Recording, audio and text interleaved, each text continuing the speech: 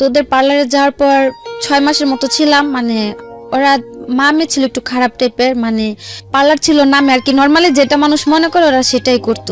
কিছু বললাম না, ওই জায়গার মেয়েরা মানে সবাই কম বেশি এগুলা, তারপর বিয়ার মদ সিগারেট এগুলো সবাই নর্মালি খুব করতো। আমার নাম আখি। আখি, বয়স কত?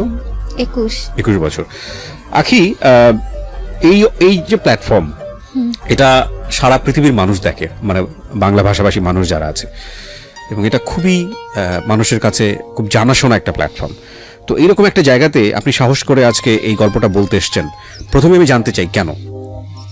আমার উদ্দেশ্য শুধু এইটুকুই যে আমি যেভাবে মানুষের হাতে পড়ে বাইরে গেছি, হয়তো আমাদের দেশে থেকে এরকম অনেকেই যায়, এমনকি মানে যাওয়ার পরবর্তীতে যাতে এরকম পরিস্থিতিতে কেউ মুখোমুখি না হয়, বা দেশে থেকে যাওয়ার আগে একটু যাচাই করে যায়। খেয়াল রাখবেন যে আখির আগে আমি এরকম বেশ কয়েকটা এপিসোড প্রচার করেছি, যেটা আপনারা ঢাকা এফএম এর ইউটিউব চ্যানেলে গেলে কিংবা আমার আরজিকি বিয়া যে চ্যানেলটি আছে ওখানে গেলেও আপনারা পাবেন। মালয়েশিয়া ফেরত এক ভাইয়ের কথা আমরা বলেছিলাম, দুবাই ফেরত নাকি ওমান ফেরত এক ভাইয়ের কথা আমরা ওখানে বলেছিলাম। কিন্তু এই প্রথম কোনো একজন নারী যিনি এভাবে আপনাদেরকে সোশ্যাল মিডিয়াতে নিজেকে ফেস করে স্বেচ্ছায় সজ্ঞানে নিজের কথাগুলো এখানে বলতেছেন, এবং সেদিক থেকে এটা একেবারেই ইউনিক। কজ আসলে আমাদের যে সামাজিকতা, সেই সামাজিকতার প্রেক্ষাপটে এইভাবে আসলে নিজেকে ফেস করে, নিজেকে হাইড না করে নিজেকে প্রেজেন্ট করা, এটা অত্যন্ত সাহসের ব্যাপার, এবং সেই জায়গাটা থেকে উনি আসলে লক্ষ লক্ষ মানুষকে সচেতন করতে এসেছেন। সুতরাং এই পার্সপেক্টিভ থেকে আমরা যেন গল্পটাকে দেখি। তো আগে আমরা শুরু করি একেবারে ছোটবেলা থেকে, যেখান থেকে বলার আছে। আমরা 1 ভাই 4 বোন, আমি সবার ছোট। আমার বয়স যখন 7 তখন মা মারা গেছে। তারপর আমরা ভাইয়ের কাছে চলে গেলাম, আমি আর আমার সেজো বোন। আপনার বয়স যখন 7 তখন মা মারা গেছে। হ্যাঁ। বাবা কি করতেন? বাবা তখন এমনিতে একটা ফ্যাক্সিলিটির দোকান ছিল, আর ভাইয়ের ব্যবসা ছিল প্লাস্টিকের। এটা কি ঢাকার মধ্যেই? হ্যাঁ, ঢাকা। তো ওই ছোটবেলাতে আপনি ঢাকা শহরই দেখেছেন আর কি, কিন্তু আপনাদের আদিবাড়ি সবকিছু ঢাকাতে। আদিবাড়ি কোথায়? আদিবাড়িটা মানে আপনাদের জন্মস্থান কোথায়? জন্মস্থানে ঢাকাতে, ইসলামবাগ। আপনার বাবার আদিবাড়ি কোথায়? মেবি বিক্রমপুর, বাট আপনি শিওর না। ওকে, ঠিক আছে। তো মা 7 বছর বয়সে মারা গেল। হ্যাঁ। তারপর ভাইয়াদের সাথে আমরা চলে আসলাম, ভাইয়ের কাছে ছিলাম। তো ভাবিটা আর কি একটু অন্য রকম টাইপের থাকাতে তাদের সাথে আমাদের আর কি সবসময় ঝগড়া থাকতো। তারপর বাবা আমাকে আর আমার বোনকে নিয়ে আলাদা হয়ে গেল। তারপরে 6 বছরের মতো ছিলাম আমরা বাবার সাথে থাকার পর যখন আমার সেজো বোনের বিয়ে হয়ে গেল, তখন বাবা দেখতেছে, তখন আমি ক্লাস 7 বা 8 পড়ি। তখন তার আমার পক্ষে রান্না বাড়া করা, একটা সংসারের কাজ ধরে রাখাটা সম্ভব না, খুবই ডিফিকাল্ট। হ্যাঁ। তারপরে মানে ফুপু বড়া পরে সবাই মিলে বাবাকে বিয়ে দিল। তারপরে যখন সৎ মা আসলো, সে খুব ভালো, মানে সৎ বলতে আর কি যা হয়, ভালোর মধ্যেও তো কিছুটা খারাপ থাকেই যায়। তারপরে দেখা যাচ্ছে সবসময় একটু রাগারাগি করতো, আবার মাঝে মাঝে খুব ভালো ব্যবহারও করতো। তারপরে ওনাদের সাথে মানে অত একটা মানে ম্যাচ করা যেত না, উনি আর কি টোটালি সহ্য করতে পারতো না। তখন বাবারে একটু বয়স হয়ে যাওয়াতে ভাইয়ার যে বিজনেসটা ছিল, ভাই ওটার মধ্যে বাবারে নিয়ে গেল। কিসের বিজনেস ছিল? প্লাস্টিকের, যে বোল বালতি হরেক মাল এগুলো আছে না, এগুলা ভাইয়ের নিজস্ব মেশিন ছিল, ওগুলো বানাতো। হ্যাঁ, ওই ইসলামবাগেতে দোকান ছিল, ওটা আর কি মাই তৈরি করে দিয়ে গেছিল। তারপর ওইখানে নিয়ে গেল বাবারে। দেখা যাচ্ছে সবাই মালগুলা দিত, বাবা ওই দিকে টাকাগুলো আর কি সে নিজে উঠায় আনতো। তো ওইখান থেকে মানে আমার ওটা পছন্দ হইতো না যে বাবা আমার খুব আদর করতো, আর আমি তো সবার ছোট ছিলাম। তো এগুলা নিয়ে খুব ঝগড়াঝাটি হতো। এক পর্যায়ে পার্লারের কাজটা শেখাটা আমার খুব শখ ছিল ছোট থেকেই। আচ্ছা, তো বয়স কত তখন যখনকার গল্পটা আপনি এই মুহূর্তে বলছেন? কোন ক্লাসে পড়েন? 8 ক্লাস 8 পড়েন। ওকে, আমি আবারও বলছি সবাইকে যে আজকের এই গল্পটা এটা খুব গুরুত্বপূর্ণ, একটা সোশ্যাল মেসেজ আছে এখানে, সচেতনতার জায়গাতে উনি যে কথাটা বলেছেন যে ওনার মতো করে যেন কেউ কখনো বিদেশে পারি না জমায়। বুঝতেই পারছেন গল্পটার ধরনটা আজকে একটু খুব সেন্সিটিভ। সেই জায়গাটা থেকে আমি বলবো যে টানবেন না আপনারা, না টেনে পুরো গল্পটা শুনবেন কমপ্লিট মেসেজ পাওয়ার জন্য। ওকে। তারপর মানে যখন ভাইদের বাসায় ছিলাম, আলাদা হওয়ার আগে থেকে মানে পার্লারের কাজটার প্রতি আমার খুব ইন্টারেস্ট ছিল শেখার জন্য। তো বড় পরে সবাই সবসময় না করতো যে মানে পার্লারের মেয়েদের মেবি সবাই খারাপ কমেন্টস করে, আর আমাদের ফ্যামিলিতে সবাই খুব পর্দা করে, একটু ভালোভাবে চলাফেরা করতে, এর জন্য কেউ আর কি সাপোর্ট করেনি পার্লারের কাজটা শেখার জন্য। তো তারপর আর শেখা হলো না। যখন আব্বা বিয়ে করলো, তাদের সাথে ছিলাম, নিজের মতো করে চলতাম, কখনো বাবাও কিছুতে বাধা দেয়নি, আর আম্মা তো সতই ছিল, সে কখনো কোনো কথা বলতো না। ক্লাসমেট ছিল একটা, ক্লাসমেটের মা একটা পার্লার নেওয়ার পর ও বললো যে আমাদের এখানে আসলে হয়তো কিছুটা কাজ শিখতে পারবা। আর আমার মানে পার্লারের কাজের খুব ইন্টারেস্ট ছিল, তো ট্যালেন্টটা খুব ভালো ছিল। মানে কাজ যে শিখছে আমার কারোর হাতে ধরা কাজ শিখিয়ে দিতে হয়নি, মানে আমি চোখ দিয়ে একবার দেখছি যেটা সেটাই করতে পারছি। তো ওদের পার্লারে যাওয়ার পর 6 মাসের মতো ছিলাম। মানে ওরা মামে ছিল একটু খারাপ টাইপের, মানে পার্লার ছিল নামে আর কি, নর্মালি যেটা মানুষ মনে করে ওরা সেটাই করতো। যখন বুঝতে পারলাম ওই পার্লার থেকে চলে আসলাম। আসার পর বাড়িতেই ছিলাম, থাকার পর মানে একটু ফ্রেন্ডদের সাথে এদিক ওদিক ঘোরাঘুরিতে মানে মন মানসিকতা একটু অন্যরকম হয়ে গেল। কেউ তো কোনো কিছু তো বাধা দেয়ই না। মানে পার্লারে আপনার সামহাও ভালো লাগেনি আর কি, সে না, ওই কারণে পার্লারটা ভালো লাগেনি, মানে ওদের চলাফেরাটা বা ওদের কাজকর্মটা ভালো ছিল না, এর জন্য এখান থেকে চলে আসলাম। তারপর এক রোজার ঈদে নিউ মার্কেটে পার্লারে চুল রিবোল্ডিং করতে গেলাম। ওইখানে একটা আপু বললো যে আপনাদের যদি পার্লারের কোনো মেয়ে জানা থাকে, ফুল বিউটিশিয়ানও যদি হাফ হয় তা তো চলবে, আমাদের এখানে আসলে আমরা কাজ শিখানি। তখন আমার মাথায় কথাটা টাচ করলো যে আমিও তো কিছুটা কাজ জানি, Right. আর নিউ মার্কেটে একটা মানে ওইসব জায়গাতে কাজ শিখতে গেলে অনেক টাকার প্রয়োজন হয়, অন্তত পক্ষে 20 থেকে 30,000 টাকা অগ্রিম অ্যাডভান্স করতে হয় কাজ শিখতে হলে। আর যেহেতু সে হাফ বিউটিশিয়ান খুঁজতেছে, আমি কিছুটা কাজ জানি, তাহলে আমি এ জায়গায় একটু কথা বলা দেখি। তারপর উনি বললো যে যদি চেনা পরিচিত কেউ থাকে দিতে পারো। তা আমি বললাম যে আমি কাজ জানি, আমারে রাখবেন। পরে বললো কি কি পারো তুমি? আমি বললাম যে দেখা যাচ্ছে আমাদের ওটা তো এলাকার পার্লার আর এটা তো মার্কেট সাইড, আমি কাজ ফুলই জানি, মানে মিথ্যে কথা বললাম যে ফুলই জানি, হয়তো আমার এই জায়গাতে রাখে কিছুদিন কাজ শিখাই দিতে হবে এই জায়গার সিস্টেমটা করা। তো উনি বললো আচ্ছা ঠিক আছে। তারপর ওই জায়গাতে কাজে গেলাম। প্রথম আমার 2500 টাকা বেতনে রাখলো, তার 3 মাস পর আমার স্যালারি করে দিল 9,000 টাকা। বাহ, মানে আপনার কাজ দেখে? হ্যাঁ, মানে আমি তো বলেই গেলাম যে আমাদের কাজের সাথে তো মিলবে না, তো আমার যেভাবে দেখা দিয়েছে আমি ঠিক সেভাবেই কাজ করছি। তো 3 মাসের মাথায় বেতন ভালো হলো। প্রায় 6-7 মাসের মতো আমি ওই জায়গাতে কাজ করলাম বেতন বাড়ানোর পরে। বাসা থেকেও কেউ কিছু বলে নাই, যেহেতু ওটা বাইরের এলাকাতে কাজ করতেছি, জি। আর ওইসব জায়গাতে কাজ শেখাটাও ভালো। তারপর গেল, যাওয়ার পরে আমার একটা খালতো ভাই ছিল।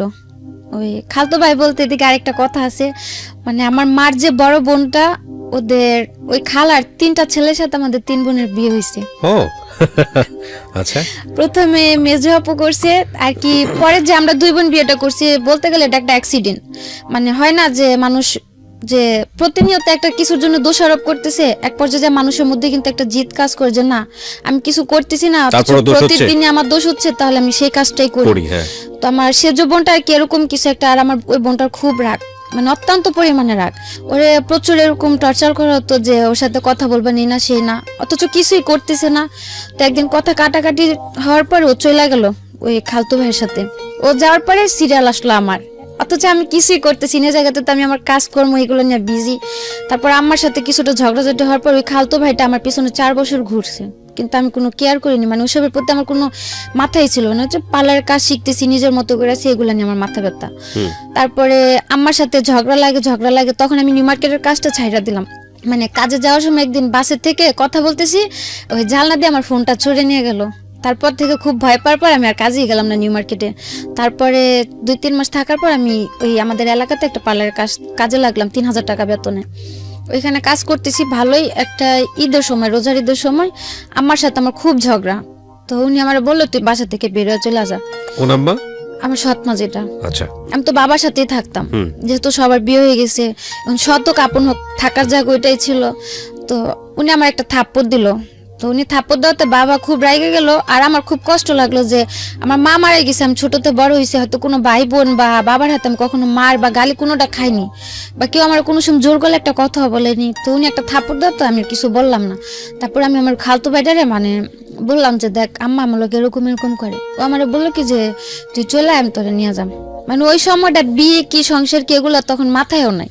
ও বললো যে তুই চলে আমি তোরে নিয়ে যাম। আমি বললাম কই নিয়ে যাবি? কইলা আয়া পর। তারপর যাওয়ার পরে ও ভালোবাসতো, কিন্তু আমার ভিতরে ওর জন্য কোনো ফিলিংস বা কিছু ছিল না। মানে ওই মুহূর্তে মানে খুব কষ্ট লাগলো। বোনদের কাছে বললো, ওরা এটা খুব রাগারাগি করবে, আমি চাই না আর কি ঈদের একটা সময় ঝগড়াঝাটি হোক। তো কাউরে না বলতে পারে খালতো ভাইটারে বললাম। বলার পর ও বললো যে চলে, তা আমার মাথায় আর কিছু গেল না, আমিও চলে গেলাম ওর সাথে, কাপড় চোপড় নিয়ে চলে গেলাম। তারপর বিয়ে টিয়ে করলাম, 7 মাসের মতো আলাদা ছিলাম। মানে কাউকে জানালেন না? না। বাবা কেউ না? না, কেউ না। ও কাউকে জানায়নি? না। আচ্ছা। ওর ফ্যামিলি থেকে তেমনিতে সাপোর্ট ছিল না, যেহেতু আমার আগে 2টা বোন ওর 2টা ভাইয়ের কাছে আছে, আমি সিরিয়ালে 3, একটা ফ্যামিলিতে 3টা বোন বা ভাই, এটা কেউ নরমালি মাইনা নিব না। তারপরে গেলাম আমি ওর সাথে, যেদিন পালায় গেলাম। কত বছর বয়সে বিয়ে করলেন? বয়সটা কত ছিল? কত সালে বিয়ে করেছেন? 14 বছরে হবে। 14 বছর বয়সে। ওর বয়স কত? ওর বয়স ছিল 18 কি 19। বুঝতেই পাচ্ছেন যে খুবই মানে একেবারে টিনেজ বয়সের দুজনের সিদ্ধান্ত। হ্যাঁ, তা আমি 3 মাসের মতো ছিলাম আলাদা, কারোর সাথে যোগাযোগ নেই। হঠাৎ করে জানতে পারলাম যে এরকম এরকম আমার কারণে ওই ভরাপুরি দুলাভাই রেখে চলে গেল। তো ও আর কিছু বলেনি, ও বলছে যে থাক, হয়তো এটা আমার নসিবে ছিল না, থাকেনি, উনি আমার কোনো সমস্যা নেই, তোরা বিয়ে শাদী করছিস, তোরা তোর মতো ভালো থাক, এগুলো নিয়ে কোনো টেনশন করে কিছু নেই। ওইভাবে ছিলাম 7 মাস থাকার পরে ও এমব্রয়ডারি কাজ করতো। দুজনের বয়সটা যেহেতু কম ছিল আর সংসার জিনিসটা বুঝতাম না, চলাফেরাটা একটু প্রবলেম ছিল। ও বললো কি যে মানে তো এমব্রয়ডারি কাজটা একটু মানে খারাপ যায় কুরবানি ঈদের পরে, বছরের লাস্টের দিয়ে। তখন ও বললো কি যে তুমি তোমার বোনের কাছে চলে যাও, আমি 3-4 মাস একটু বাইরে সাইডে যা কাজ করি, যদি আমার টাকা টুকা মিলে আমি তোমার আবার নিয়ে এসে পড়ো। তো তখন আমি আবার ওরা বললাম, যেহেতু আমি পার্লারের কাজ জানি, আমি খুব নর্মালি 4-5 হাজার টাকা বেতনে একটা কাজ করতে পারো, আর তুমি যদি 3-4 হাজার টাকা কাজ করে দুজনে চলা হয়ে যাবো, তা আলাদা হওয়ার কিছু নাই। মানে খুব রাগারাগি চিল্লাচিল্লি হইলো। তারপর এক পর্যায়ে আমার জোর করে আপুর বাসায় পাঠাইলো। পাঠানোর পরে দেখা যাচ্ছে যোগাযোগ একই এলাকাতে আছে কিন্তু আলাদা। ওরে যদি আমি বলে যে এভাবে কি থাকা যায়, মানুষ তো খারাপ বলে। আর আপু একা থাকে, ও কাজ কাম করতেছে একা থাকে, যেহেতু তোমার ভাইও চলে গেছে, ওর ঘরে বসে খাওয়াটা দ্বারা আমার সম্ভব না। আর ও টাকা টুকু দিত না, বরং আমি কাজ করতাম, আমার টাকা ওরও লাগতো। তারপরে ও বললো যে দেখো এখন তো আর সংসার করার বয়স না, এটা হচ্ছে একটা স্বাধীনতার বয়স।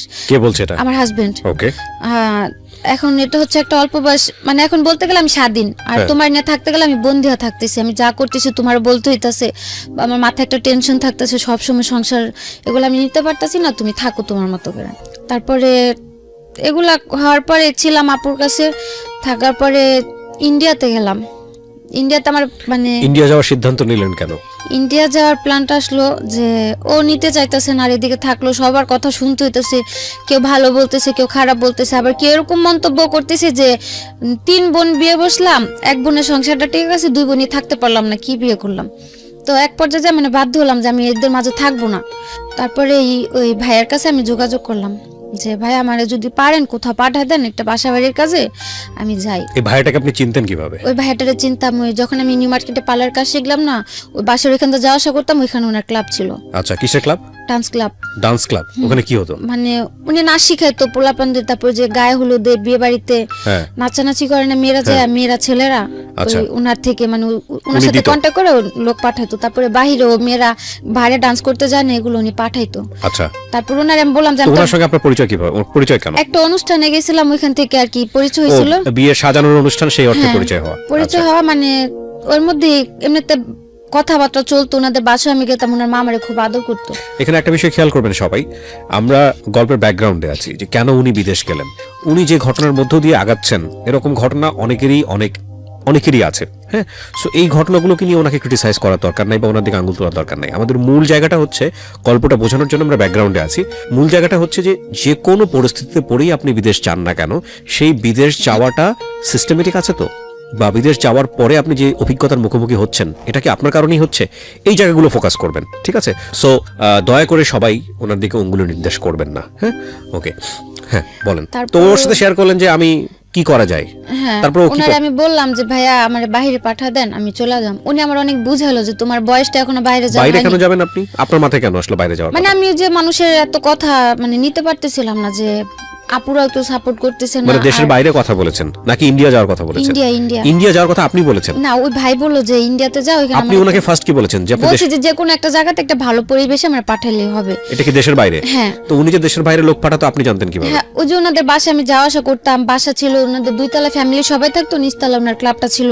ওখান থেকে মেয়েরা বাইরে যাইতো ডান্সের জন্য, যেভাবে যাইতে চাইতো সে ওইভাবে পাঠাতো। আচ্ছা, তো ওইভাবে আমার তারে বলা যে ভাই আমি তো ডান্স পারি না যে আমার ক্লাবে পাঠাবেন, আমার একটা বাসা বাড়ি বা যদি কোনো একটা ভালো কাজে পারেন আমার পাঠান।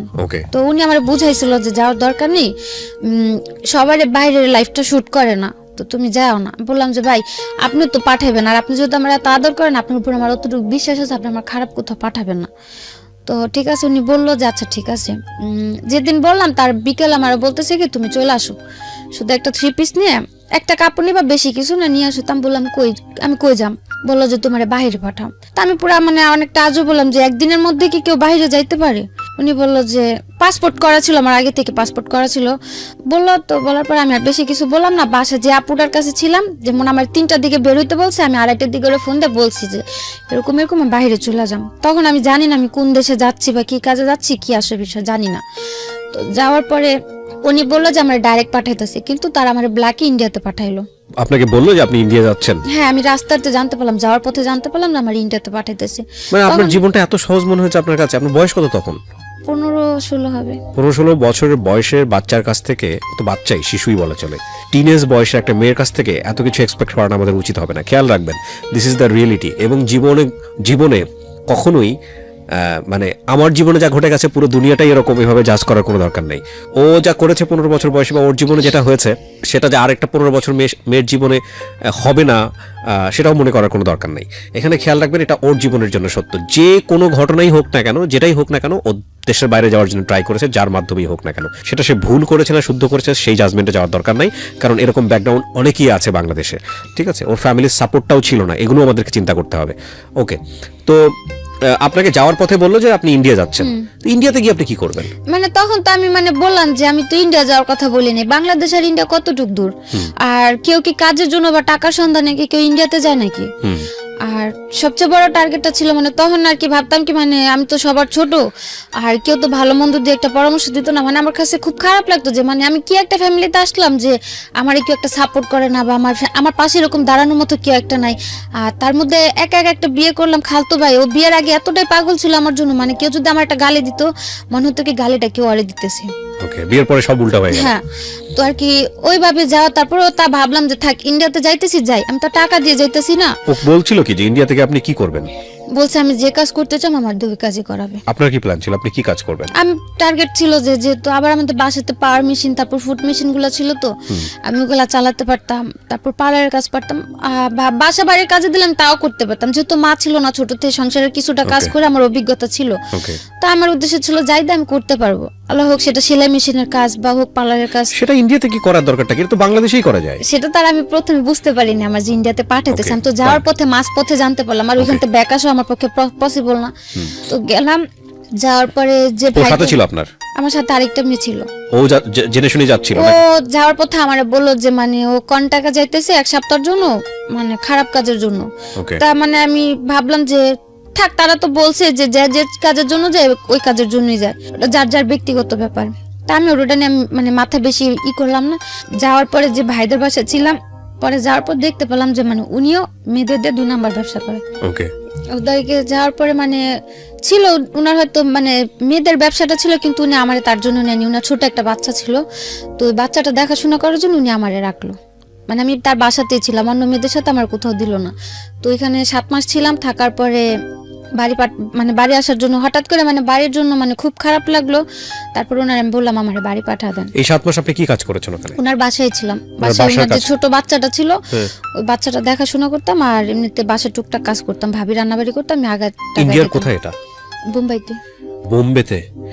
আপনার পাসপোর্ট করা ছিল না? আমার তো যে নদী পার করে নিল পাসপোর্ট। কিভাবে নিয়েছে বলেন তো, এগুলো খেয়াল করেন। হ্যাঁ, এখান থেকে যে পারুলিয়া নাম বলে একটা সম্ভবত দেশ আছে, আর অনেক আগে তো পুরাটা মনে নেই, আপনি জাস্ট একটু মনে আছে আমার সাথে শেয়ার করেন। পারুলিয়াতে ছিলাম, পারুলিয়া যাওয়ার পর ওই, কিন্তু এখানে তো আমাদের যতদূর জানি যে বর্ডার পাস করতে হয়, বা যেভাবে জানা কেন যে ওই রাতে যে পিয়াজ তারপর রসুন টসুন অনেক কিছু নদীর উপর দিয়ে পার করা। আর বর্ডারটা খুব বেশি একটা ছিল না, হাইস্ট গেলে 2 ফুট কি 3 ফুট হবে, এতটুক জায়গা আমাদের পানি দিয়ে হাঁটা নিয়ে গেছে। আচ্ছা, জাস্ট ওটুকুই পার হয়ে গেলেন? ওইটুকু পার হওয়ার পরে কলকাতা ঢুকে গেলাম। ঢুকে যাওয়ার পর ওইখানে ছবি টবি তুলে ওই কলকাতার একটা আইডি কার্ড বানিয়ে দিল। কে করলো এটা? ওই তাদেরই লোক ছিল কলকাতাতে, তারাই হয়তো সরকারি লোকের সাথে হাত করা ছিল, তারাই একটা কার্ড বানিয়ে দিল, ন্যাশনাল কার্ড বানিয়ে দিল। আপনি কলকাতার মানুষ? হ্যাঁ।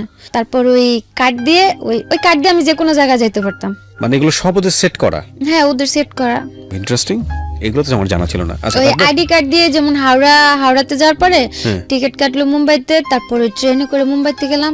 ওই আইডি কার্ড দিয়ে মুম্বাই তো রিল্যাক্সে থাকলাম, কোনো প্রবলেম হলো না। ওকে, একটা জিনিস খেয়াল রাখবেন, এখানে this is very non investigated show. তো সেই জায়গা থেকে আমরা সরজমিনে এটা ইনভেস্টিগেট করিনি। সেই জায়গা থেকে ওর কথা আপনারা বিশ্বাস করবেন কি করবেন না সেটা একান্তই আপনাদের বিষয়, 1। আর 2 নম্বর হচ্ছে, যেহেতু এটা নন ইনভেস্টিগেটেড, সুতরাং আপনারা দেখবেন যে অনুষ্ঠানের শুরুতে একটা ডিসক্লেইমার দেওয়া থাকে। সো আমরা চাচ্ছি না আমাদের যিনি গেস্ট থাকেন তার কোনো পার্ট কোনো কিছু লিগেলি স্বীকারোক্তি হিসেবে নেওয়া হোক। সো এটাকে জাস্ট একটা লার্নিং হিসেবে নেওয়ার জন্যই আমরা প্রচার করছি। বাট এই ইনফরমেশনগুলো উনি যেটা বলছে সেটা সত্য না মিথ্যা সেটা আমাদের যাচাই না করেই আমরা প্রচার করছি। বিশ্বাস করাটা আপনার দায়িত্ব। ওকে, তারপর ওই ভাইয়ের বাসায় ছিলাম 7-8 মাস ছিলাম, খুব আদর করতে আমারে, হয়তো তার কারণে বাড়ির কারো কথা মনে পড়তো না, বা ওই বয়সটাতে ফ্যামিলি থেকে দূরে মানে অন্য একটা দেশে যাওয়াটা খুব টাফ, সেটা এখন বুঝি, তখন হয়তো বুঝি নাই। তারপর ছিলাম, থাকার পরে বাসায় পাঠিয়ে দিতে বললাম, ওনারা আমার পাঠিয়ে দিল 7 মাস পরে। হ্যাঁ পাঠিয়ে দিল, ওদিকে আমার কোনো প্রবলেম হয়নি। তারপর আসার পরে ওই যে বোনটা ছিল, মেজো যে বোনটা, মানে আমার হাজবেন্ডের বড় ভাইয়ের সাথে যে বোনটার বিয়ে হলো, ওই আপুর বাসাতে যাই উঠলাম। ওই বাবার বাসাতে যে পালাই গেলাম, তারপর থেকে আর বাবার বাসা আমার মানে হয়তো এমনিতে দেখা সাক্ষাৎ করতে এসেছি, আজ পর্যন্ত ওই বাসায়, হ্যাঁ ওই বাসায় আজ পর্যন্ত এক রাত কাটাইনি, আজও পর্যন্ত না। তো এই যে ভাইয়ের বাসায় আসলাম, উনা তো ছোট ভাই ছিল আমার হাজবেন্ড, ওই ভাই আমার বাসায় তোলার আগে জিজ্ঞেস করলো যে তোমার যে আমি বাসায় তুলুম, তুমি কি আমার মুখটা রাখবো ওই জায়গায়, আমার বাড়ির কাছে আবার চলে যাবে, যদি চলে যাও তাহলে আমার বাড়ি একদম মানে যাওয়ার পথে সালাম করে যাবে, আর কোনোদিন এদিক ফিরে তাকাবা না। এটা আপনাকে কে বলছে? মেজো আপুর হাজবেন্ড। মেজো আপুর হাজবেন্ড, সেও তো আপনার খালাতো ভাই? হ্যাঁ, ওই আমার হাজবেন্ডের বড় ভাই বললো, যেহেতু না ছোট ভাইয়ের সাথে একটা অ্যাক্সিডেন্ট হয়ে গেছে, এখন উনি আমার জায়গাটা দিব, তো ওনারটা কথাটা হচ্ছে যে তুমি আমার মুখটা রাখো, আমার ফ্যামিলির কাছে আমার তুমি নত করো না। ঠিক আছে, আমি বললাম আচ্ছা ঠিক আছে। তো যাওয়ার 3 দিন পর ওই আমার হাজবেন্ড খুব মানে পাগল হয়ে গেল নেওয়ার জন্য। তারপর অনেকদিন পরে দেখেছে, হ্যাঁ তারপর আমি বললাম যে আমি একা তোমার কাছে যাইতে পারবো না, যদি তুমি তোমার ভাই বোন নিয়ে আসে আমার নিয়ে যেতে পারো আমি যাম, আমি একা যাইতে পারো না। তারপর ওর যে বড় 2টা বোন ছিল, বড় 2 বোন ওই ভাইরে বুঝাইলো যে থাক, বিয়ে শাদী করছে, সংসার করে খেতে পারলে আঙ্গ কি, হয়তো এখন যদি আমরা না করি পরবর্তীতে এগুলো নিয়ে একটা পর্যায়ে আঙ্গ দোষারোপ করবো, তার চেয়ে থাকুক না, সমস্যা কি। তো সবাই রাজি হওয়ার পরে গেলাম আমি ওর কাছে। আমি আমার ননাসের সাথে এক বাসাতেই ছিলাম, যে দূরে থাকলে হয়তো আবার একটা আকাম কুকাম করবো, তাই আপারা ওদের সাথেই রাখলো যে যাক ছোট মানুষ দুজন। আপনাকে জিজ্ঞেস করলেন আপনি 7 মাস কই ছিলেন? হ্যাঁ সবাই জানতো তো, যাওয়ার পর সবাই জানতে পারলো না, যেহেতু আমি 7টা মাস বাড়ি থেকে নিখোঁজ। কিন্তু সন্দেহ হওয়ার কথা না, আপনি এই ধরনের একটা কাজে বাইরে। যেহেতু আমি ভালো হালে ছিলাম, সবার সাথে কন্টিনিউ যোগাযোগ করতে। আপনার হাজবেন্ড আপনাকে বিশ্বাস করেছে? হ্যাঁ করেছে। আর যে ভাইয়ের বাসা ছিলাম, আমাদের বাসার পাশে তার বাসা ছিল ইন্ডিয়াতে, বাংলাদেশে, মানে বাংলাদেশে তো তাদের বাড়ি আছে, ওই ভাইয়া বাঙালিই ছিল। ওকে, মানে আমাদের বাসা থেকে হাইস্ট গেলে 10 থেকে 15 মিনিট তাদের বাসা। ওকে। আর কিন্তু এখানে আপনি বলছেন যে মুম্বাইতে আপনি ছিলেন? হ্যাঁ মুম্বাইতে তারা এখান থেকে ওইখানে যা ব্যবসা করতেছে, বাংলাদেশ থেকে ওখানে যা শিফট হয়েছে, তো তাদের ফ্যামিলি বাবা মা সবাই ঢাকাতেই থাকে আমাদের বাসার পাশে। তো আসলাম, আসার পর আমার নিল, গেলাম, যাওয়ার পরে ও ভালোই কাজ কাম করতেছিল, আমি একটা পার্লার জব নিলাম। তার মধ্যে দিয়ে যে বাইরে ছিলাম বা যে তার স্বাধীনতা দরকার ছিল, ওর মধ্যে সে ওই যে ইয়াবা টিয়াবা এগুলোর মধ্যে জড়াই গেল আমার হাজবেন্ড। তো আমি যখন গেলাম তখন তার জানতাম না, যাওয়ার পরে মানে 2-1 দিন পরে পরে মানে ওইসব নেশাগুলাতে ধরে। তারপর খুব মানে ই করতো, আমি বুঝাইতাম যে তোমার তো এটা একটা বয়স না নেশা পানি করার, যেহেতু আমিও খুব ছোট ছিলাম, বোঝানোর মতো আমার তেমন একটা জ্ঞান ছিল না। তারপর খুব বুঝাইতাম, একটা পর্যায়ে দেখা গেত রুমের ভিতরে এগুলা করতো। আচ্ছা, করতো তো ভালো কথা, ও তো ইয়াবা খেলে তো সারা রাত ঘুম আসে না, ও তো খাইতো পারতো, সাথে আমারও খাওয়াতো। যেহেতু ও সারা রাত জায়গা থাকবো, আমি ঘুমায় থাকুম, কি করব, জাগ না থাকলে তো দুজনে বসে বসে কথা বলতে পারবো। তো গেল এরকম করতে করতে, যখন মানে একটা না মাঝে মাঝে দেখা গেত বাধ্য করতো, যখন মানে খুব জড়াজড়ি করতাম তখন বলতাম যে যদি আরেকবার কিছু বলো তাহলে হয়তো আমি তোমার আপুরে ডাক দেবো, পাশের রুমেই আছে, বেশি দূরে নেই। বা মাঝে মধ্যে দেখতাম যে আমি ঘুমাই গেলে সারা রাত তো একা একা বসে থাকে, ফোর্স করতেছে খুব ভাবে, তখন হয়তো ওর সাথে আমার ওইগুলো তো জড়াই নিত। আচ্ছা। তো এক পর্যায়ে যখন মানে খুব গভীর ভাবে এগুলো করলো, মানে কন্টিনিউ চলে, প্রতিদিনই ঘরের ভিতরে এগুলো চলে, কোনোভাবে স্টপ করতে পারতেছি না। আস্তে আস্তে মানে ওর ব্যবহার আচরণ খুব খারাপ হয়ে গেল, মানে বলতে গেলে এক প্রকার মানুষ বলে না নেশাখোরের ব্যবহার আর কি থাকতে পারে, ওইরকম হলো। তারপরে আবার ঝগড়া লাগলো, ঝগড়া লাগার পরে এবার আমার বোনেরাই বললো যে ওর কাছে রাখবো না। তখন বাসায় টুকটাক সবাই জানলো যে নেশা পানি করে, কাজ কাম ঠিক মতো করতেছে না, আবার আমি কাজ করতেছি সেই টাকাগুলো নিয়েও নেশা করতেছে। তারপর আপুরে আমার নিয়ে আসলো, আসার পর 7 মাস ছিলাম বোনেদের কাছে।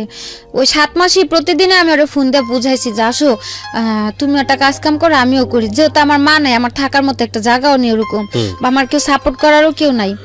আর কিছুদিন পর পর এরকম এক হইতেছি, আবার দূরে যাইতেছি, বোনের কাছে এসে থাকতেছি, এগুলো তোরাও ডিস্টার্ব হইতেছে, আমার সাথে খুব খারাপ ব্যবহার করতেছে। আজকে আমার মা থাকতো, তুমি আমার ফেলা দিছো, আমার মা আমার আগলায় নিত, কিন্তু আমি তো সে সাপোর্ট গুলা কোথাও পাইতেছি না। বোনেদের কাছে টাকা দিয়ে থাকতেছি, কিন্তু ওরা খুব খারাপ ব্যবহার করে, উঠতে বইতে কথা শুনতে হয়। তো খালি হাসতো আর বলতো কি যে একসময় তোর পিছনে আমি খুব ঘুরছিলাম, 3-4 বছর আমি তোর পিছনে পাগলের মতো ছুটছি, কিন্তু তুই আমার কোনো মূল্য দেস নাই। এখন আমি সেই প্রতিশোধ নিচ্ছি। হ্যাঁ, এখন সেগুলোর প্রতিশোধ এগুলা। তাই আমি বলতাম যে প্রতিশোধের কি আছে, তখন তার আমি তোমার এমন না যে বলছি যে হ্যাঁ আমি তোমার ভালোবাসি এই সেই বলে তার আমি পিছনে ঘুরে নি। তোমার ভালো লাগছে তুমি ঘুরছো, কিন্তু তখন তো তোমার সাথে আমার সম্পর্ক ছিল না। যখন থেকে সম্পর্ক তখন পর্যন্ত তো আমি যথেষ্ট চেষ্টা করছি যে সম্পর্কটা টিকা রাখার জন্য, সংসারটা জোড়া রাখার জন্য। তখন তার আমি খারাপ কিছু করিনি। ও শুধু হাসতো আর এই কথাটাই বলতো, মনে করো না এখন তোমার রাত আমার দিন। তো এক পর্যায়ে যে মানে খুব খারাপ লাগলো যে ওর জন্য আমার সেজ বোনের সংসারটা ভেঙে গেল। ওর জন্য আমি বোনদের কাছে বারবার ছোট হইতেছি, আর ওরও আমি কোনোভাবে বুঝার সংসারটা ঠিক করতে পারতেছি না।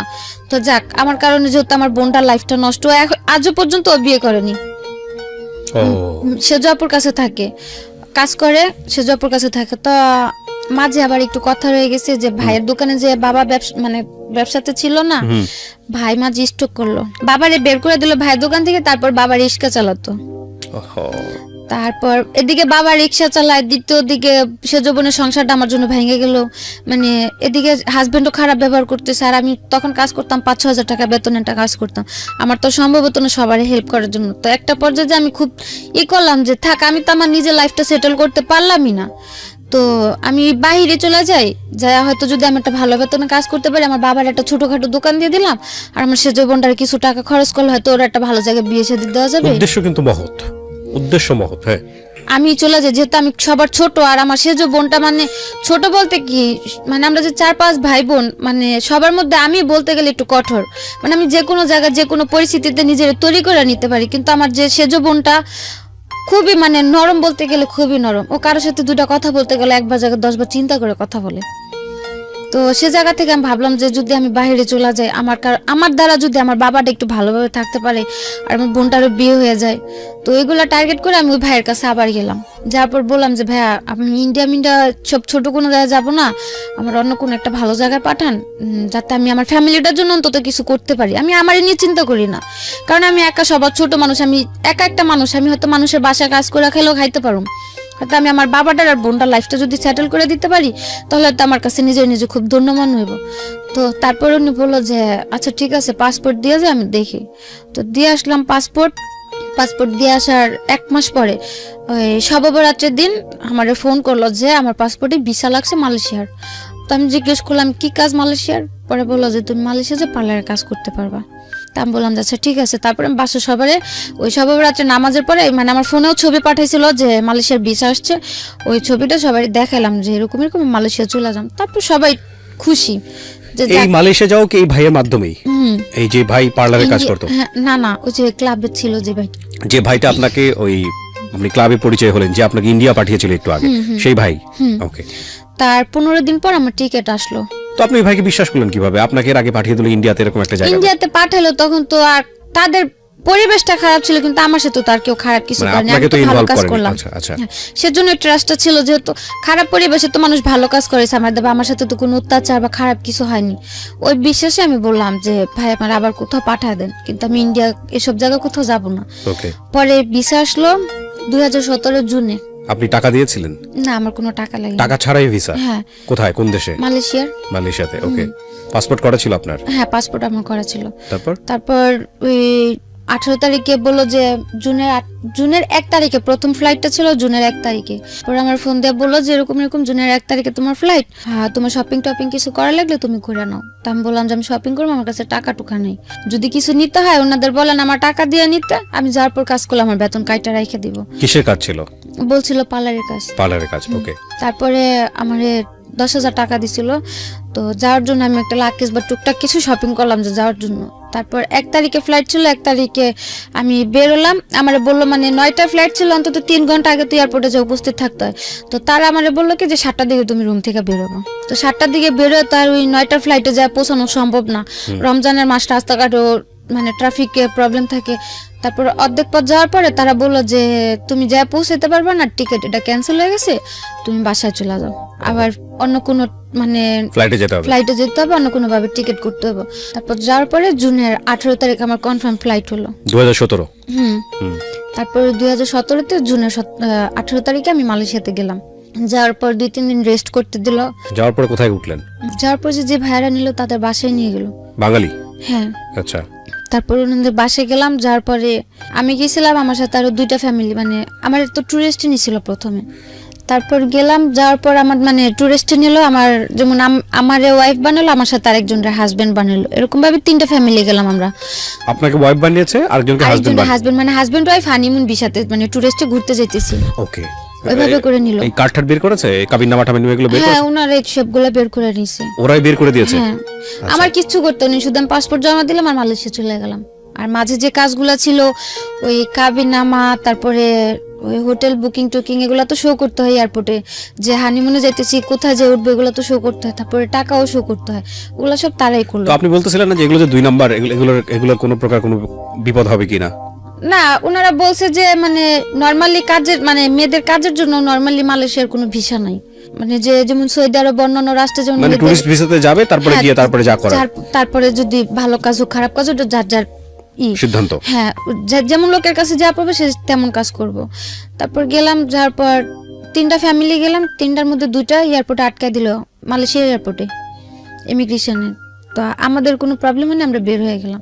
ইমিগ্রেশন পার হয়ে যখন এয়ারপোর্ট থেকে বের হবো, ওই এয়ারপোর্টের 2টা এমনি লোকাল পুলিশ ছিল, ওই পুলিশগুলো মানে আমার সাথে যে ছেলেটা ছিল, ছেলেটা জিজ্ঞেস করলো যে, ইংলিশে জিজ্ঞেস করলো যে তোমাদের এজেন্ট আছে? ও কিছুই বুঝলো না, কিন্তু ঠাস করে বলে দিল যে ইয়া এজেন্ট। তো পুলিশ ভাবলো কি যে মানে সম্ভবত এজেন্ট আছে, আমাদের দুজনকে নিয়ে সাথে সাথে পুলিশের গাড়িতে তুলে দিল।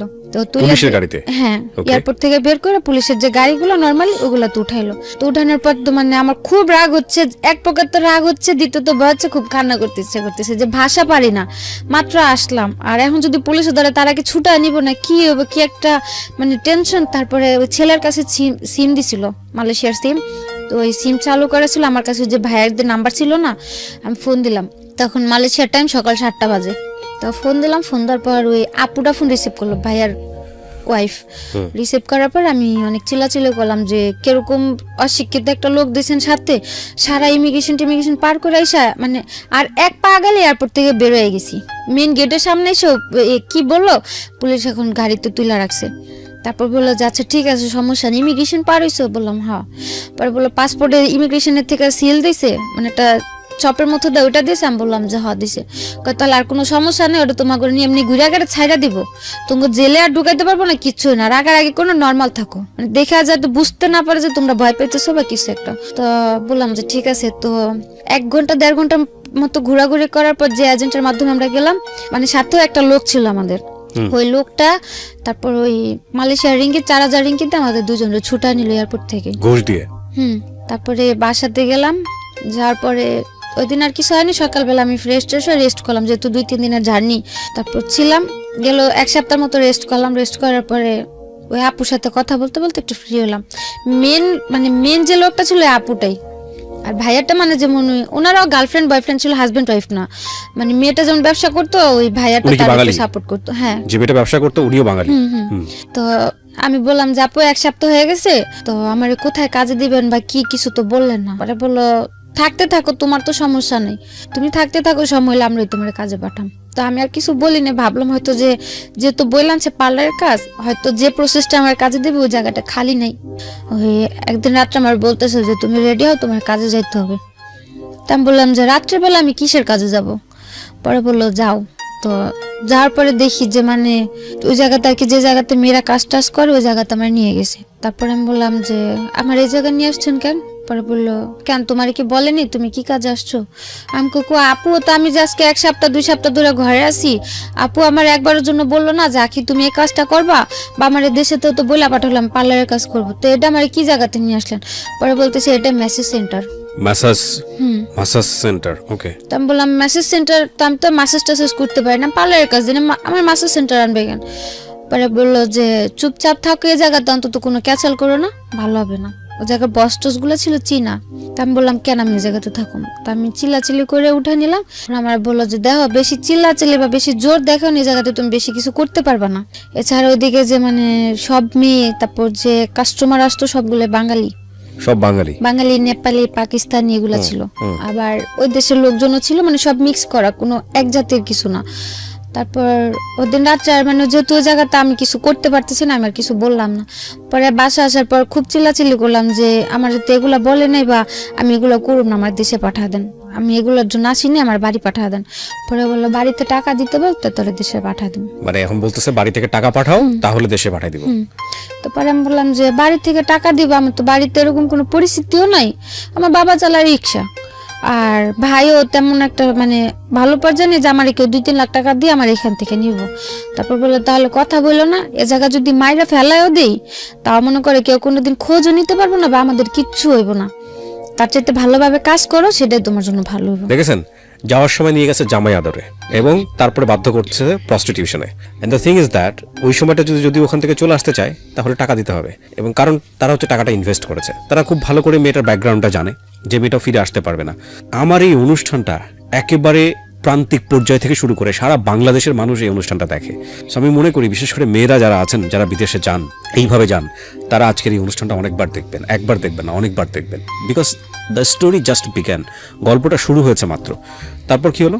তারপর এগুলা বলার পরে মানে খুব কান্নাকাটি করলাম, মানে কি করলাম। তারপরে ওনারা বললো যে দেখো এখন কান্দাকাটি করে এদিকে নাটক করে লাভ হবে না, সুস্থ মতো কাজে জায়গা দিয়ে কাজ করবা, কোনো রকম কোনো ফাজলামো বা কিছু করার চেষ্টা করবা না।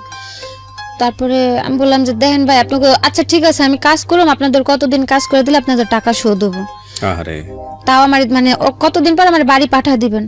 পরে বললো যদি কমও করে অন্তত 6 মাস করতে হবে। তারপরে মানে অনেকভাবে মানে ম্যানেজ করার চেষ্টা করছিলাম যে হয়তো আমার আরো অল্প কিছু দিনের মধ্যে যাতে পাঠায় দেয়। তো আর তখন তো আমি ওই জায়গায় কাজের বা টাকার হিসাবটাও বুঝতাম না। তারপর বললো যে এত টাকা, মানে এখন আমার খালি হিসাব দেখাইতেছে যে এই জায়গায় এত টাকা খরচ হয়েছে, ওটা খরচ হয়েছে, এগুলা দিতে হইব না, এগুলো তো তোমার বাপে দেয় না টাকাগুলা, আমাদের খরচ হয়েছে টাকাগুলো তো দিয়া যাইতে হইব।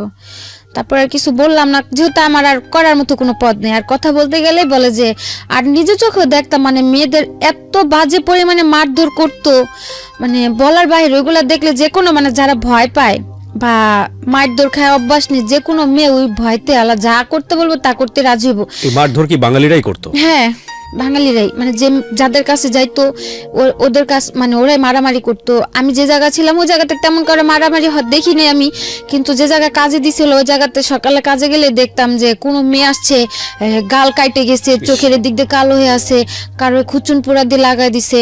কি পোড়া? যে রান্না করে খুন্তি আছে না, ওই খুন্তি দিয়ে, হ্যাঁ ওগুলা পুরে লাগাই দিছে, কারো মাইরা মাথা ফাটায় রাখছে। মানে ওগুলা দেখলে আরো ভয় করতো যে বাসা যা যদি আমি আরো মানে এগুলা নিয়ে চিল্লাচিল্লি করি, যদি আমারও এরকম মারে। আর আমি যে হালে আছি, আমি তো বাড়িতে ফোনটা যদি এগুলা বলি বা দেখে তো ডাইরেক্ট মানে মানে খুব খারাপ পর্যায়ে চলে যাবো, ওরা কিছু করতে পারবো না, বাড়িতে একটা টেনশন থাকবো। আর শুধু শুধু টেনশন দিতে লাভ নেই। এমন হতো আমি বললো টাকা দিয়ে আমার নিতে পারবো, তাহলে হয়তো আমি জানাইতাম, যেহেতু আমার কোনো দিকই নাই। আর ওগুলো দেখে খুব ভয় করতো, এর জন্য মানে কারোর কিছু বলতাম না, আমি চুপচাপ কাজ করতাম। প্রথম মাস গেল, যাওয়ার পরে মানে কাজ করলে খুব আদর করতো, বা যদি বলতাম যে আপু খুব খারাপ লাগতেছে বা অসুস্থ, আমি কাজে যেতে পারবো না বা কাজ করার মতো পরিস্থিতিতে নাই, তাইলে মানে খুব বাজে ব্যবহার, চিল্লাচিল্লি, বাজে বাজে কথা। তো ওইসব ভয়তে কাজ হয়ে গেতাম না। আমার ব্যাগের মধ্যে সবসময় ব্যথার জ্বরের ওষুধগুলো সবসময় কিনা থাকতো। অন্তত পক্ষে প্রতিদিন কাজে যাওয়ার সময় একটা, মাঝে একটা, লাস্টে একটা, প্রতিদিন 3টা ব্যথার ওষুধ আর 3টা জ্বরের ওষুধ আমার ফিক্সড করা ছিল। তারপরে 1 মাস কাজ করলাম। কাজ করার পরে মানে তারা বাংলাদেশে যেরকম মানুষ ইয়াবা খায় না, ওই মালয়েশিয়াতে ইয়াবা না, কিন্তু ওই যে লবণের মতো কিছু একটা আছে, মানে আইস, ওই ইয়াবার চেয়ে তো মারাত্মক। ওটা যদি একটা না কন্টিনিউ কেউ 6 থেকে 7 মাস মানে ওটা সেবন করে, মানে এতে 100% এতে মানে ওই লোকটা মানে পুরো মেন্টাল হয়ে যাবে। এগুলো খাওয়াতো? হ্যাঁ, ওইগুলো ওনারা খাইতো। মানে ওইগুলা খাইলে মানে প্রচুর পরিমাণে কাজ করা যেত। আচ্ছা, মানে কোনো ব্যথা বা কোনো খারাপ লাগা বা কোনো ফিল আসতো না, কিন্তু কাজ করা যেত প্রচুর পরিমাণে। সো আপনাকে এগুলো খাওয়াতে বাধ্য হ্যাঁ, করতো? তারপরে ওনারা বললো যে এটা খায়া দেখো, তোমার কাজ করতে সমস্যা হবে না, এটা ভালো এই সেই। তারপরে কিছু বললাম না। ওই জায়গার মেয়েরা মানে সবাই কম বেশি এগুলা, তারপর বিয়ার, মদ, সিগারেট, এগুলো সবাই নর্মালি খুব করতো। তো এগুলাতে কিছু তো জড়িত ছিলাম না। তারপরে ওটা একদিন করলো, তারপরে ট্রাই করার পর দেখলাম যে হ্যাঁ, এটা খায় তো কাজ করলে কোনো রকম কোনো রিয়াকশন হচ্ছে না শরীরে, বা মানে ওনাদের গালিও শুনতে হইতেছে না, আমার কাজ হইতেছে, আমি তো বাড়িই চলে যাম। আমি বেশি কাজ করতে পারলাম আর আরো জলদি দেশে পাঠিয়ে দিব।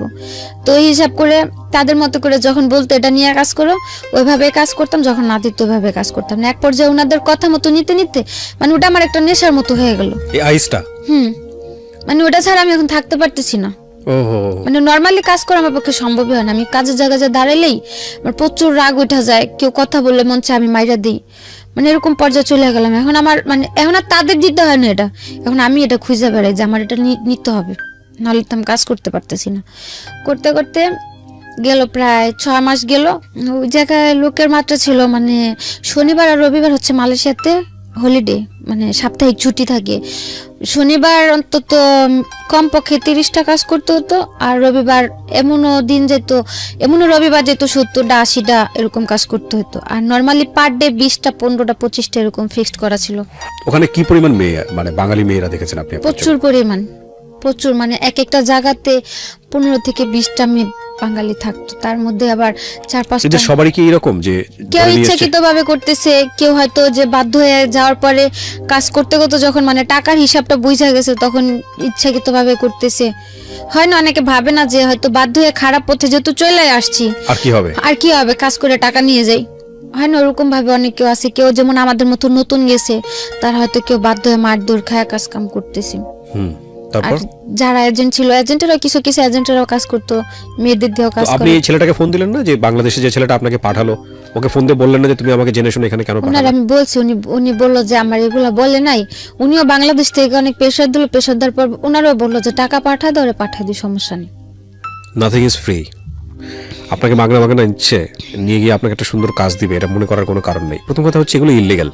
আপনি অবৈধভাবে বাংলাদেশ ছেড়ে অন্য দেশে কেন যাবেন, এটা হচ্ছে প্রথম কথা। এটা তো যাওয়াই উচিত না, তাই না? আর আপনি কাজ জানেন, কাজ পারেন, আপনার তো দেশেই কাজ করা উচিত। তারপরেও যাতে এই ধরনের ভুল না হয় সেই জন্যই এই এপিসোডটা।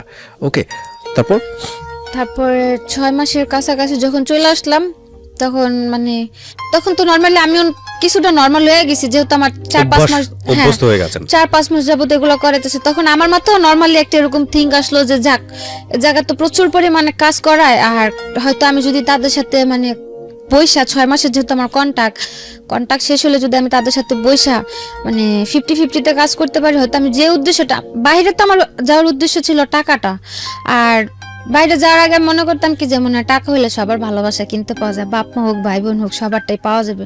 দেখতাম মানুষ ভালো মন্দ খাইতে পারলে ভালোভাবে কথা বলে, তা আমি তাই ভাবতাম টাকা দিয়ে বুঝি সবার ভালোবাসা আমি কিনতে পারবো। আমি যদি সবার টাকা পয়সা দেই, সবাই মনে আমার আদর করবো, আমার সাপোর্ট করবো, যে জিনিসটা আপনার চাইল্ডহুডে মিসিং ছিল, হ্যাঁ ছোটবেলায় আপনি পান। হ্যাঁ, আর তারপর যখন মানে যে কোনো জায়গায় এখনো পর্যন্ত যদি কাউরে দেখি না পোলাপান মানে মাদের সাথে চলাফেরা করে, বা মারা যখন বাচ্চাদের আদর করে, মানে এই জিনিসটা ছোট থেকে বুঝি নাই, কিন্তু এখন এটা নিয়ে খুব খারাপ লাগে যে কত মানুষের মানুষ বুড়া হয়ে যায় কিন্তু মানুষের বাপ মার কিছু হয় না। আর আজকে যদি আমার মাটা বাইচা থাকতে হয়তো আমাদের কারো লাইফটা এরকম মানে এরকম ছিন্ন ভিন্ন একটা পর্যায়ে এসে ধার হইতো না, বা আমারও এই সিচুয়েশন গুলোর মুখোমুখি কোনোদিন হতো না। তো এই জন্য আপনার মনে হয়েছে টাকা ইনকাম করি, টাকা ইনকাম করলাম, যদি সবাই টাকা পয়সা দিতে পারে, সবাই বুঝে আমার একটু আদর করবো, হোক না টাকার বিনিময়ে, তারপরে সবার থেকে একটু ভালো ব্যবহার তো আমি পাবো। তো যখন 6 মাস গেল তখন আমি ভাবলাম যে থাক, আমি তো এই জায়গাতে কি খারাপ হলে আছি ভালো হালে আছি তা তো আর কেউ দেখতেছে না, সবাই তো মনে করে আমি খুব ভালো হালে আছি। তো ওনাদের সাথে একটা বসে আন্ডারস্ট্যান্ডিং এ যা দেখি যদি আমার টাকা টোকা দিয়ে কাজ করা যায়, আমি আর কিছুদিন কাজ করে বাবার একটা দোকান দিয়ে দিই, আর বোনের জন্য কিছু টাকা ক্যাশ করা আমি বাড়ি চলে যাম। যেহেতু আমার যা হওয়ার তা তো হয়েই গেছে, এখন আমি বাড়ি যদি শূন্য হাতে চলে যাই, হয়তো আমার কিছুদিন পরে আবার একটা স্টেপ নিতে হবে, বা দেশে এসে কম বেতনে কাজ করে আরো কথা শুনতে হবে যে 5-6 মাস বিদেশ থেকে আসলাম, কি করলাম, মানে সব দিক দিয়ে চিন্তা ভাবনা করে আমি ওনাদের সাথে বসলাম। একদিন বসার পর বললাম যে আপনারা তো আমার 6 মাসের কন্ট্রাক্ট আনলেন, 6 মাস তো শেষ, তো আমি যদি এখন বাড়ি চলে যেতে চাই বাড়ি পাঠা দিবেন? পরে ওনারা বললো যে যদি চলে যেতে চাও পাঠা দিন, যদি থাকতে চাও থাকবা, আমাদের কোনো সমস্যা নেই। আর যেহেতু আমি ভয়ে কাজ করতাম ওনাদের, তার আমার কোনো টর্চার করতে হয়নি বা খারাপ কোনো ব্যবহার ওনার আমার প্রতি কখনো যায়নি, আর আমার খুব আদর করতে, এই কারণে মানে আমার যে জায়গায় কাজে দিছিল ওই জায়গায় কেউ বলতো না আমি যে বাঙালি, কালো হাতে সবাই মনে করতো কি ইন্ডিয়া। তো এই কারণে মানে প্রচুর কাজ হইতো, আর কাজের জায়গায় সবাই অনেক আদর করতো, বস যারা ছিল, এই কারণে আমার ওই এজেন্ট গুলো আমার খুব আদর করতো। ওনারাও মানে ওই 6 মাস আমার সাথে ওরকম ভাবে ছিল যাতে আমি 6 মাস পর থাকতে রাজি হই। তারপরে ওনারা খুব আদর করতো, মানে ওনারা আমার ওরকম ভাবে রাখছে বা বুঝাইছে যে তুমি যদি থাকো ভালোভাবে থাকবা, এটা সেটা, বা আমিও ছিলাম, দেখলাম তো ভালোই। তারপরে আমি আবার রাজি হলাম যে ঠিক আছে। আপনাদের যে এই ধরনের কাজের মধ্যে জড়িয়ে গেছেন বা করাচ্ছে সবাই, আপনাদের নিয়মিত মেডিকেল চেকআপটা করা হতো, ডাক্তারি চেকআপটা করা হতো? না, ওদিকে ওরকম ভাবে কোনো কাজ করাইতো না, যে মানে কোনো স্বাস্থ্য পরীক্ষা যেটাকে বলে। হ্যাঁ, এগুলো করানো হতো না? না না। এগুলো তো এক ধরনের মানে মৃত্যুকূপ যেটাকে বলে। তো মানে কখনো ডাক্তারের কাছে চিকিৎসা করতে নিয়ে যেত না, কোনো প্রবলেম হলে ওগুলোর জন্য নিয়ে যেত। তারপর ওনার সাথে বসার পর আমি বললাম যে আমার যেহেতু কন্ট্যাক্ট শেষ আর সো মিউচুয়ালি 50-50% বা এরকম কোনো কিছু। হ্যাঁ হ্যাঁ, তো আমি যদি এখন থাকতে চাই আমার কিভাবে রাখবেন? পরে বললো যদি থাকতে চাও বেতনে থাকতে চাও বেতনে থাকতে পারো, আর যদি 50-50-তে থাকো তাও থাকতে পারো, যদি যেহেতু কন্ট্যাক্ট শেষ। আমি ভাবলাম যে যদি আমি চাইলে পারতাম মানে ডাইরেক্টলি একা কাজ করতে, মানে আমি যা কাজ করতাম টাকাগুলো আমার থাকতো, যদি তা আমি বলতাম রাজি হতো। যেহেতু কন্ট্যাক্ট শেষ তাদের টাকা দুইটাই গেছে, তা আমি ভাবলাম যে ওই জায়গাতে তো কাজ করতাম, পুলিশের যে প্রবলেমগুলো হতো দেখতাম, তা আমি ভাবলাম যে আমি যদি একা কাজ করি আমার তো পুলিশে যদি একটা প্রবলেম হয়েও যায় আমার তো কেউ সেফটি করবো না। আর দ্বিতীয় কথা হচ্ছে তাদের যদি আমি কিছু টাকা দিয়ে হাত করে রাখি আমার যত বড় প্রবলেমই হোক, যত তারা ব্যবসা করে তাদের সাথে ওরকম লোকেদের সাথে অবশ্যই হাত আছে, ওনারা আমার সাপোর্ট করব। তারপর আমি বললাম যে ওগুলা ভাইবা, আমি বললাম আমি 50-50-তে কাজ করুম, যদি আমার পুলিশ টুলিশ ধরে বা কিছু করে ওইগুলো আর সাপোর্ট দিতে হবে আপনাদের। পরে বললো যে ঠিক আছে, যদি পুলিশ ধরে নিয়ে যায় ছুটায় আনতে যা টাকা লাগবে তাও তুমি অর্ধেকটা দিবে আমরা অর্ধেকটা দিই। তা আমি বললাম যাচ্ছে ঠিক আছে। তো ওইগুলো ওইভাবে কথা বলার পরে মানে কন্ট্যাক্ট শেষ হওয়ার পরে ও কন্ট্যাক্টের মধ্যে আমার আবার আরেক জায়গায় বিক্রি করে দিল। বিক্রি করলো কিভাবে? হ্যাঁ, ওই যে 6 মাসের কন্ট্যাক্ট ছিল না, ওনার আমার 1 মাস কাজ করাইলো। আর এগুলো তো পরে বুঝতে পারলাম যে কি পরিমাণে টাকা। 1 মাস না, একটা মেয়েরে দিয়ে যদি 15 থেকে 20 দিন কাজ করে কন্টিনিউ, ওই একটা মেয়ে যাওয়া আসার যা খরচ যায় সম্পূর্ণ টাকা উঠা যায় 15 থেকে 20 দিনই। তো সে জায়গাতে আমার 1 মাস কাজ করালো। কাজ করানোর পরে তাদের তো যা খরচ উঠা গেল, এমনকি এক্সট্রা উঠলো। তার 1 মাস পর আমার যে 5 মাস ছিল কন্ট্যাক্টে, ওই 5 মাসের কন্ট্যাক্ট করে আরেকটা এজেন্টের কাছে বিক্রি করে দিল।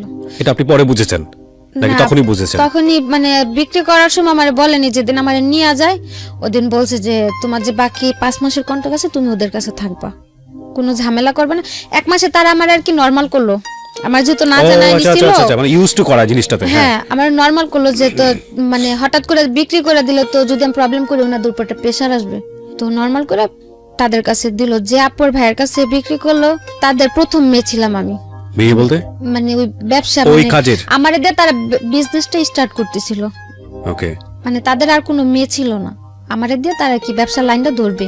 তো ওই হিসেবে তারা আমার কখনো টর্চার করেনি যে এ কয়টা কাজ কেন এই কেন সেই কেন, যেহেতু তারাও নতুন বুঝতে পারতো না যে কতগুলা কাজ প্রেশার দিলে কতগুলা কাজ হয় বা কি করানো যায়, তারা তো বুঝতো না। ওই হিসেবে মানে ওনাদের কাছে থাকতে আমার কাজের প্রেশার এটা তো ছিল না, নর্মালি ছিলাম। তারপর আসার পরে আমি বললাম যে মাসে আমার কন্ট্যাক্ট শেষ, থাইকে গেলাম। থাকার পর 1 মাস আমি কাজ করলাম, মানে 1 মাস কাজ করার পর আমার মানে কাজ যে প্রতিদিন কাজ করতাম না, কাজের টাকাগুলো আমার হাতে দিয়ে দিত কাজের লাস্টে, ওগুলো বাসা হিসাবে আর আমি তাদের কাছে জমা দিয়ে দিতাম। মাস শেষে যেমন তারা হিসাব করতো যে আমার এই কয় টাকার কাজ হয়েছে, এই কয় টাকা অর্ধেক অর্ধেক অর্ধেক তাদের অর্ধেক আমার, ওইভাবে হিসাব হইতো। তো 1 মাস কাজ করার পর দেখলাম যে না মোটামুটি ভালো টাকাই হচ্ছে। তারপরে রয়ে গেলাম কাজ করতে করতে, এর মধ্যে ওইখানে একটা ছেলের সাথে আমার একটা সম্পর্ক হয়। ছেলে বলতে যে মেয়ে বান্ধবী ছিল, বান্ধবীর ফ্রেন্ডের মোবাইলে আমার ছবিটা দেখে মানে মারাত্মক পরিমাণে পাগল, এরকম একটা অবস্থা। তারপর যেভাবে কথা বলতে বলতে হইলো ওর সাথে একটা সম্পর্ক, তারপর ওরে করে ওই এজেন্টের সাথে আমার প্রতিনিয়ত ঝগড়া হতো। ওকে, মানে ও বাঙালি ছিল, ছেলেটাও বাঙালি ছিল, এজেন্টের সঙ্গে ঝগড়া হতো। মানে কি ও চাইতো যে আপনি এই পেশা থেকে বের হয়ে আসেন? হ্যাঁ, ও বলতো তুমি দেশে চলে যাও, আমার বুঝাইতো কাজ কাম করা দরকার নেই এটা সেটা। আর এজেন্টে হয় কি নর্মালি ওই জায়গাতে যে কোনো মেয়ে সব সম্পর্কে তো জড়াইলে, কোনো প্রেম প্রীতিতে জড়াইলে ওইখান থেকে পালা যায়। আর উনারা আমার এতদিন রাখছিল, অন্তত আমার প্রতি তাদের এতটুকু বিশ্বাস ছিল আমি যাই করি না কেন পালায় কোথাও যাবো না। পালা যাওয়ার হলে আমি আরো আগে চলে যেতাম, যেহেতু 6-7 মাসে কোথাও যাইনি যাবো না। তাদের সাথে ঝগড়া এই কারণেই ওই ওর সাথে ফোনে টোনে কথা বলতাম বা দেখা করতাম, ওই দিকে মানে থিঙ্কিংটা থাকাতে আমার এদিকে কাজগুলো কম হইতো, যেহেতু তাদের প্রবলেম হতো না। এই নিয়ে মানে খুব ভাবে চিল্লাচিল্লি ঝগড়াঝাটি চলতো প্রতিনিয়ত, যে ওর সাথে কথা বলো না, এরকমটা হয় এই যুগে। এই জগতের মেয়েদের সাথে ছেলেরা রিলেশন করে টাকা টুকা খায়, তারপরে ছাইরা দেয়, কিন্তু এগুলোর কোনো ভবিষ্যৎ নাই, তুমি ওরা ছাইরা দাও।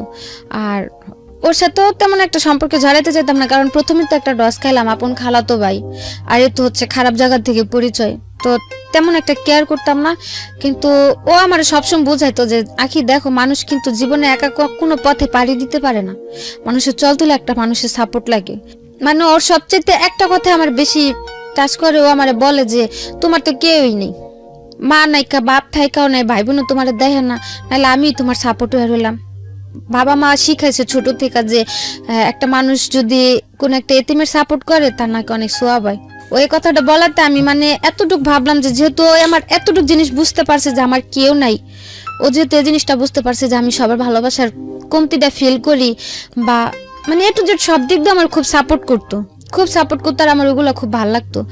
তো যাক গেল, তার সাথে মানে তো ঝগড়াঝাটি করতে করতে 3 মাস সম্পর্ক চলার পরে তারপর 3 মাস চললো, 3 মাসের মধ্যে টুকটাক ঝগড়াঝাটি হলো। 18 ওকে কি আপনি বিয়ে করছিলেন? না, বিয়ে হয়নি। তারপর ওই 3 মাস সম্পর্ক থাকার পরে এর মধ্যে মানে ওই যে এজেন্টের কাছে ছিলাম তাদের মধ্যে মানে তাদের কাছে আমি টোটালি একটা কালার খেয়ে গেলাম যে মানে তারা এখন আমার আর মানে আগের মতো একটা কেয়ার করে না বা সহ্য করতে পারে না ও ছেলের সাথে সম্পর্কটা গভীর হতে। আর ও বলতো তুমি দেশে চলে যাও। তো গেল 2017 থেকে 18 মে পর্যন্ত এই ঘটনা। 18 মে মাসের 14 তারিখে আমি পুলিশে ধরলাম। পুলিশে ধরলো মানে কি অন স্পট? হ্যাঁ, কাজের জায়গা থেকে আচ্ছা। রেড দেওয়াতে আমরা 15টা মেয়ে ধরা খেলাম। ওকে। তো মালয়েশিয়ান পুলিশের কাছে? হ্যাঁ, ওটা ছিল এমনি তো নরমালি পুলিশ, মানে ওদিকে তো পুলিশের এক একটা মানে আছে আইপিকেল টিপিকেল ইমিগ্রেশন, তো নরমাল পুলিশে ধরছে দিক থেকে টাকা দিয়ে ছুটে আসা যায়। 9 তারিখে ধরলো, ধরার পরে যাওয়ার পথে আমি ওর ফোন দিয়ে বললাম যে এরকম ভাইয়ার কাছে আমার টাকা আছে, যদি আমার যত তাড়াতাড়ি সম্ভব আমার ছুটা নিয়ে আসতে বলবা, যেহেতু জানি যে নরমাল পুলিশে ধরছে ওরা টাকা টোকা নিয়ে ছাইড়া দিব। তো বললো যাচ্ছে ঠিক আছে। তারপর 9 দিন পর আসলাম, তার আর কি উকিল ধরার পর পাসপোর্ট তো তাদের কাছে ছিল, ওইখান থেকে 9 দিন পর ছুটা নিয়ে আসলো, কোনো সমস্যা হলো না। তো ছুটা আনলো আমার 3,500 রিঙ্গিতে, সেই জায়গাতে আমার বললো যে 13,000 রিঙ্গিত লাগছে, ওই টাকাটা আমার থেকে নিল। তো তারপর কোনো প্রবলেম হলো না। মানে হয় না একটা বাটপারি বিজনেস আর কি, 2 নম্বরই বিজনেস এবং তার মধ্যে যত রকমের বাটপারি আছে আর কি। হ্যাঁ, তারপর ওই মে মাসের 14 তারিখে ছুটে আসলাম। আসার পর 3-4 দিন রেস্টে থাকার পর আবার কাজে গেলাম। যাওয়ার পরে জুনের 24 তারিখে আবার ধরা খেলাম। আবার পুলিশ নিয়ে গেল? এবার পুলিশ নিয়ে এবার ইমিগ্রেশন নিল। ইমিগ্রেশন নিয়েছে, ওকে। তারপর যেদিন ধরা খেয়েছি সেদিন আমার কাছে ফোনও ছিল না, মানে অসুস্থ ছিলাম, তো কাজে যাওয়ার নিয়ে আর কি তাদের সাথে একটু কথা কাটাকাটি হলো। ওনারা আমার বললো যে রাত্রে যদি ফোনে কথা বলো, দিনে তুমি সুস্থ থাকবা কোথা থেকে আর কাজ করবা কোথা থেকে। মানে আপনি যে ছেলেটাকে লাভ করেন তার সাথে কথা কাটাকাটি হচ্ছে? না, ও বললো যে তুমি কাজে যাও না, যেহেতু তুমি অসুস্থ কাজে যাও না। জ্বর ছিল কিছুটা, আর আমি আমার ওই এজেন্টদের বললাম, তখন তো 50-50, ইচ্ছা হলে কাজে যেতাম, ইচ্ছা হলে যেতাম না, কিছু বলতো না। তো আমি বললাম যে আমি আজকে কাজে যাব না, আর অসুস্থ থাকারই ছিল। ওই ঈদের 1 সপ্তাহ পরে ধরা খেয়েছি, তো যেমন ঈদ গেছে এই শুক্রবারে, আগামী শুক্রবারে ধরা খাইছি। ওই 7 দিন কাজের প্রচুর চাপ ছিল, তো দেখা যাচ্ছে ওই কারণে খুব অসুস্থ ছিলাম। আবার রাত্রে ঘুম কম, তোর সাথে কথা বলতাম, তো ধরা খেলাম। ওই দিন কথা কাটাকাটি হতে বাসাতে ফোন টোন কিছু নেই, রাগ করে আমি এমনি কাজে চলে গেলাম। কাজে গেলাম সন্ধ্যা 7টার দিকে, 9টার দিকে ইমিগ্রেশনের পুলিশ সব উপরে উঠে গেল, নিচে দরজা কাইটা। তারপর ধরলো, ভালো কথা, বসায় রাখছে। তারপরে গাড়িতে উঠছে, মানে পুলিশ ধরছিল পরে, তো তাও ফোন করার একটা অপশন ছিল যে ফোন করে ভালো মন্দ বলতে পারছি। এখন তো ইমিগ্রেশন ধরলো, আমার সাথে তো একে ফোন ছিল না, আর দ্বিতীয়ত যাদের ফোন ছিল সবার ফোন নিয়ে নিছে, আর আমার কারো নাম্বারও মুখস্থ ছিল না, শুধু ওই ছেলের নাম্বারটা ছাড়া। তারপর ওই বাঙালি আরেকটা মেয়ে, মানে এক সিরিয়ালে 4টা কোম্পানিতে অপারেশন দিছে। 4টা কোম্পানির মধ্যে মানে আমরা 4টা না 5টা ছিলাম বাংলা মেয়ে। তো আমার যেখান থেকে ধরছে ওইখানে আমি ছিলাম, আরেকটা মেয়ে ছিল। ওই মেয়ের ফোন নিয়ে নিছে, সাথের যে কোম্পানিটা ছিল ওই কোম্পানির একটা মেয়ের ফোন দিয়ে ফোন করলাম ওই ছেলেরে, ফোন দিয়ে বললাম যে দেখো আমার তো গতবার ছুটা আনছিল, পুলিশও দৌড়ছিল, কিন্তু এবার তো ইমিগ্রেশনে দৌড়ছে, আমার তো কোনোভাবে ছুটানো সম্ভব হবে না। তো আমার টাকা আছে, আমি যে ওই ঈদের 1 সপ্তাহ কাজ করছি বা পুরো মাস কাজ করছি, আমার পুরো মাসের টাকাটাই তাদের আছে। আমার বললো জরিমানা দিয়ে আমার দেশে পাঠা দিতে, যাতে অকারণ আমার কোনো জেলে পড়ে না থাকতে হয়। তো বললো যে আচ্ছা ঠিক আছে। মালয়েশিয়ার জেল সম্পর্কে জানতেন না? আগে কোনো আইডিয়াও ছিল না, বা ওরকম কারোর সাথে কথা হয়নি যে জেলটা কিরকম। মানে আপনাদের সবাইকে বলছি যে মালয়েশিয়ার জেল জীবনটা কতটা ভয়ানক হতে পারে, এটার উপর একটা এপিসোড আছে এই চ্যানেলে। এটা ইউটিউব জীবন গল্পের পার্ট নাম্বার 1। তাহলে বুঝবেন যে মালয়েশিয়ার জেল জীবনটা কতটা ভয়ানক। বলেন তারপর ওইখানে একটা মেয়ের ফোন ছিল, ওর ফোনটা দিয়ে আমি ফোন দিয়ে বললাম যে যেহেতু ইমিগ্রেশনে ধরছে, আমার তো কোনোভাবে ছুটানো সম্ভব হবে না। আর প্রথমবার যখন ধরা খেলাম তখন যে 9 দিন ছিলাম, ওদিকে তত একটা কষ্ট হয়নি, আর তার মধ্যে 2-3 দিনই ভাইয়ারা যা দেখা করছে, কারণ তখন তো আমার ছুটানোর জন্য ট্রাই করতেছিল, যা দেখা করে আসছে বা খাবার টাবার কিনা দিয়ে আসছে, সমস্যা হয়নি তত একটা। আর এমনিতে রাখছিল যেমন সেফটি রুমে ছিলাম, তো প্রবলেম হয়নি, আর জেলটা কি দেখিও নি তখন। তো বলার পর আর আমি বললাম যে যেভাবে সম্ভব হয় আমারে খুব শীঘ্র দেশে পাঠা দিতে বলবে, আমার যা টাকা আছে ওদের যথেষ্ট হবে আমার জরিপানাতে দেশে পাঠানোর জন্য, আমার যাতে জেলে না রাখি। আর পাসপোর্টটাও যেহেতু তাদের কাছে, তো বললো যে আচ্ছা ঠিক আছে, তুমি কোনো টেনশন করো না, কান্নাকাটি করো না, এদিক থেকে তাদের যতটুকু প্রেশার দেওয়ার বা যতটুকু কি করার আমি করুন, তুমি কোনো কান্নাকাটি করো না। আচ্ছা, গেল। তারপর 3 দিনের দিন যখন যাওয়ার পরে 3 দিনের দিন যখন স্টেটমেন্ট নিতে আনলো, তখন স্টেটমেন্ট দেওয়ার পর ওনারা আমার বললো যে তোমার পাসপোর্ট কার কাছে। আর পুলিশে ধরার পর যদি বলে যে এজেন্ট আছে বা কিছু, তাহলে হয়তো তার যেমন যদি আমি তখন বলতাম যে আমার এজেন্ট আছে, তাহলে হয়তো আমার এজেন্টটা খোঁজার জন্য আমার যে জায়গায় জেল হয়েছে 3 মাস, সে জায়গায় হয়তো 6 মাস 1 বছরও হইতে পারতো এজেন্টের খোঁজার জন্য। তো তারা যাওয়ার পরে শিখাই দিছিল যে যদি কোর্টে উঠায়, তাহলে যদি জিজ্ঞেস করে যে তোমার কি অপরাধ আছে নাকি, মানে মালয় ভাষাতে, তাহলে বলবা যে হ্যাঁ আমার অপরাধ আছে। যেহেতু আমি ট্যুরিস্টে ঢুকলাম, ভিসা তো 1 মাসের ছিল, তো কেস হইতো 2টা, একটা হচ্ছে কসম মানে ভিসা ছাড়া, আর একটা মাসাজ, 2টা কেস হইতো। তো বলছে যে কোর্ট উঠালে যদি জিজ্ঞেস করে যে তোমার দোষটা কি তোমার কিনা, স্বীকার করবা যে হ্যাঁ দোষটা আমার, তাহলে ওই কোর্টের থেকে শাস্তি মাফ করে দিব। আর যদি অস্বীকার করো, যতদিন স্বীকারোক্তি না দেবো ততদিন তুই তোমার কোর্ট উঠাইতে থাকবো, জেল দিতেই থাকবো। 3 দিনের দিন যখন ডাকা এলো, তারপর স্টেটমেন্ট দেওয়ার জন্য আমার জিজ্ঞেস করলো আমার কি এজেন্ট আছে নাকি, আমি বললাম যে না। পরে বললো কিভাবে আসছি, বললাম মিথ্যা কথা যে এমনি একটা ফ্রেন্ডের মাধ্যমে আসছিলাম, তো আমার কোনো এজেন্ট নেই। তারপর জিজ্ঞেস করলো পাসপোর্ট কোথায়, আমি বললাম যে পাসপোর্ট আমার রুমে আছে। বললো যে যদি কারোর ফোন তো পাসপোর্ট দিয়ে যাবো, আমি বললাম হ্যাঁ। তারপরে আমি ওই ছেলের ফোন দিলাম, ছেলের ফোন দিয়ে বললাম যে আমার এজেন্টের নাম্বারটা দাও, আমার কাছে তো ফোন নাই, কারণ নাম্বার নেই। ওরে বললাম যে ভাইয়ার নাম্বারটা দাও, এখান থেকে ফোন দিতে বলছে পাসপোর্টের জন্য। তারপর ওর নাম্বার দিল, নাম্বার দেওয়ার পর ভাইয়ের ফোন দিলাম। ফোন দেওয়ার পরে বললাম যে ভাই এরকম এখন আমার কি করবেন, আমার দেশে কয়দিনের মধ্যে পাঠাবেন। উনি আমার বললো তুমি টেনশন করো না, হয়তো 7-8 দিনের মধ্যে তোমার দেশে পাঠা দিব। তা আমি আর বেশি কিছু বললাম না, জোর খাটানো তার আমার ভিতরে তার জোর খাটানোর সুযোগ নাই, বা আমি তার ফোনও করতে পারলাম না। তা আমি আর কিছু বললাম না। ওদিকে স্টেটমেন্ট দেওয়ার পরে নিয়ে আসলো, আসার পরে 14 দিন পর আমাদের কোর্টে উঠাইলো। যে জায়গা বললো 9 দিনের মাথায় আমি দেশে চলে যাবো, জায়গায় 14 দিন হয়ে গেল, কোর্টে গেলাম। তো কোর্টে যাওয়ার দিন ভাবলাম হয়তো কোর্টে যায় ভাইয়াদের দেখা পাবো, তো তারা আসতে পারে কোর্টে, যেহেতু কোর্ট উঠাবো, দিক থেকে হয়তো কেস সেটেল করে দেশে পাঠিয়ে দেবে না, তো ছুটায় নিয়ে যাবো। তারপর 14 দিন পর কোর্টে উঠালো, কেউ আসে নাই ওই জায়গাতে। আর আমার ফোন ছিল না, আমি কারো ফোনও দিতে পারিনি। 14 দিন পরে কোর্টে উঠানোর পরে কোর্টে থেকে রায় দিল যে আরো 14 দিন থাকতে হবে, আরো 14 দিন পর আমাদের রায় দেবে। তারপরে গেলাম, আবার 14 দিন থাকলাম। ওই 14 দিন থাকার মধ্যে যে জায়গাতে ছিলাম, ওই জায়গাতে মানে অনেকের যেমন জেল হয়ে গেছে, কেউ টিকেটের জন্য বসে আছে, ক্যাম্পে ছিলাম, মানে মেন জেলে তখন নেয়নি, ক্যাম্পে রাখা হয়েছিল। তারপর ওই ক্যাম্পের অনেকে যারা বাড়ি চলে গেতো তাদের কাছে আমি ছেলের নাম্বারটা লিখে দিতাম, জ্বরে ফোন দিয়ে বললেন যে আমার এই তারিখে কোর্টে উঠাইবো, জানি ওরা কেউ আসে। তো ওই ইন্দোনেশিয়া মেরে দিতাম, বাংলা মানে যখন যে যাইতো তার কাছে আমি নাম্বার দিয়ে দিতাম, যাতে একটু ফোন দিয়ে জানা দেয় যে আমি এই তারিখে কোর্টে উঠুম, ওই কোর্টে আমার উঠাইবো, কোর্টের নামটাম বলে দিতাম। তারপরে গেল 28 দিন পরে কোর্টে উঠলাম, ওই দিনও কেউ নাই। 28 দিন পর আমাদের কোর্টের থেকে রায় দিল 2 মাস করে জেল। আর 2 মাস করে জেল বলতে মালয়েশিয়াতে জেল হয় 21 দিনের, মানে 21 দিনে 1 মাস ধরা হয়। তো 21 দিন 2 মাসের জেল হলো, সে জায়গাতে 28 দিন তো আমাদের এমনি চলে গেল কোর্টের জন্য। 28 দিন কাইটা হাতে ছিল 13 দিন। ওই 13 দিন আমাদের আর কি মেন যে জেল, ওই জেলে পিঞ্জারাতে পাঠানো হলো। ওদিকে গেলাম, কোর্টের থেকে বের হওয়ার পরে মানে আমার কাছে ছিল 40 টাকা। জেলের অভিজ্ঞতা শুনতে চাই, জেলে কেমন লাগতেছিল? জেলে তো ছিলাম মাত্র 14 দিন, আর ওদিকে অনেক মেয়েরা ছিল, তো কথাবার্তা বলতো, আর সারাদিন একা একা বসে শুধু কান্না করতাম। আর মেয়েরা খালি বলতো যে এত কান্না করতে পারে মানুষ, চোখ দিয়ে এত পানি পড়ে। বাঙালি না, কোনো বাঙালি মেয়ে ছিল না, আমি একা ছিলাম।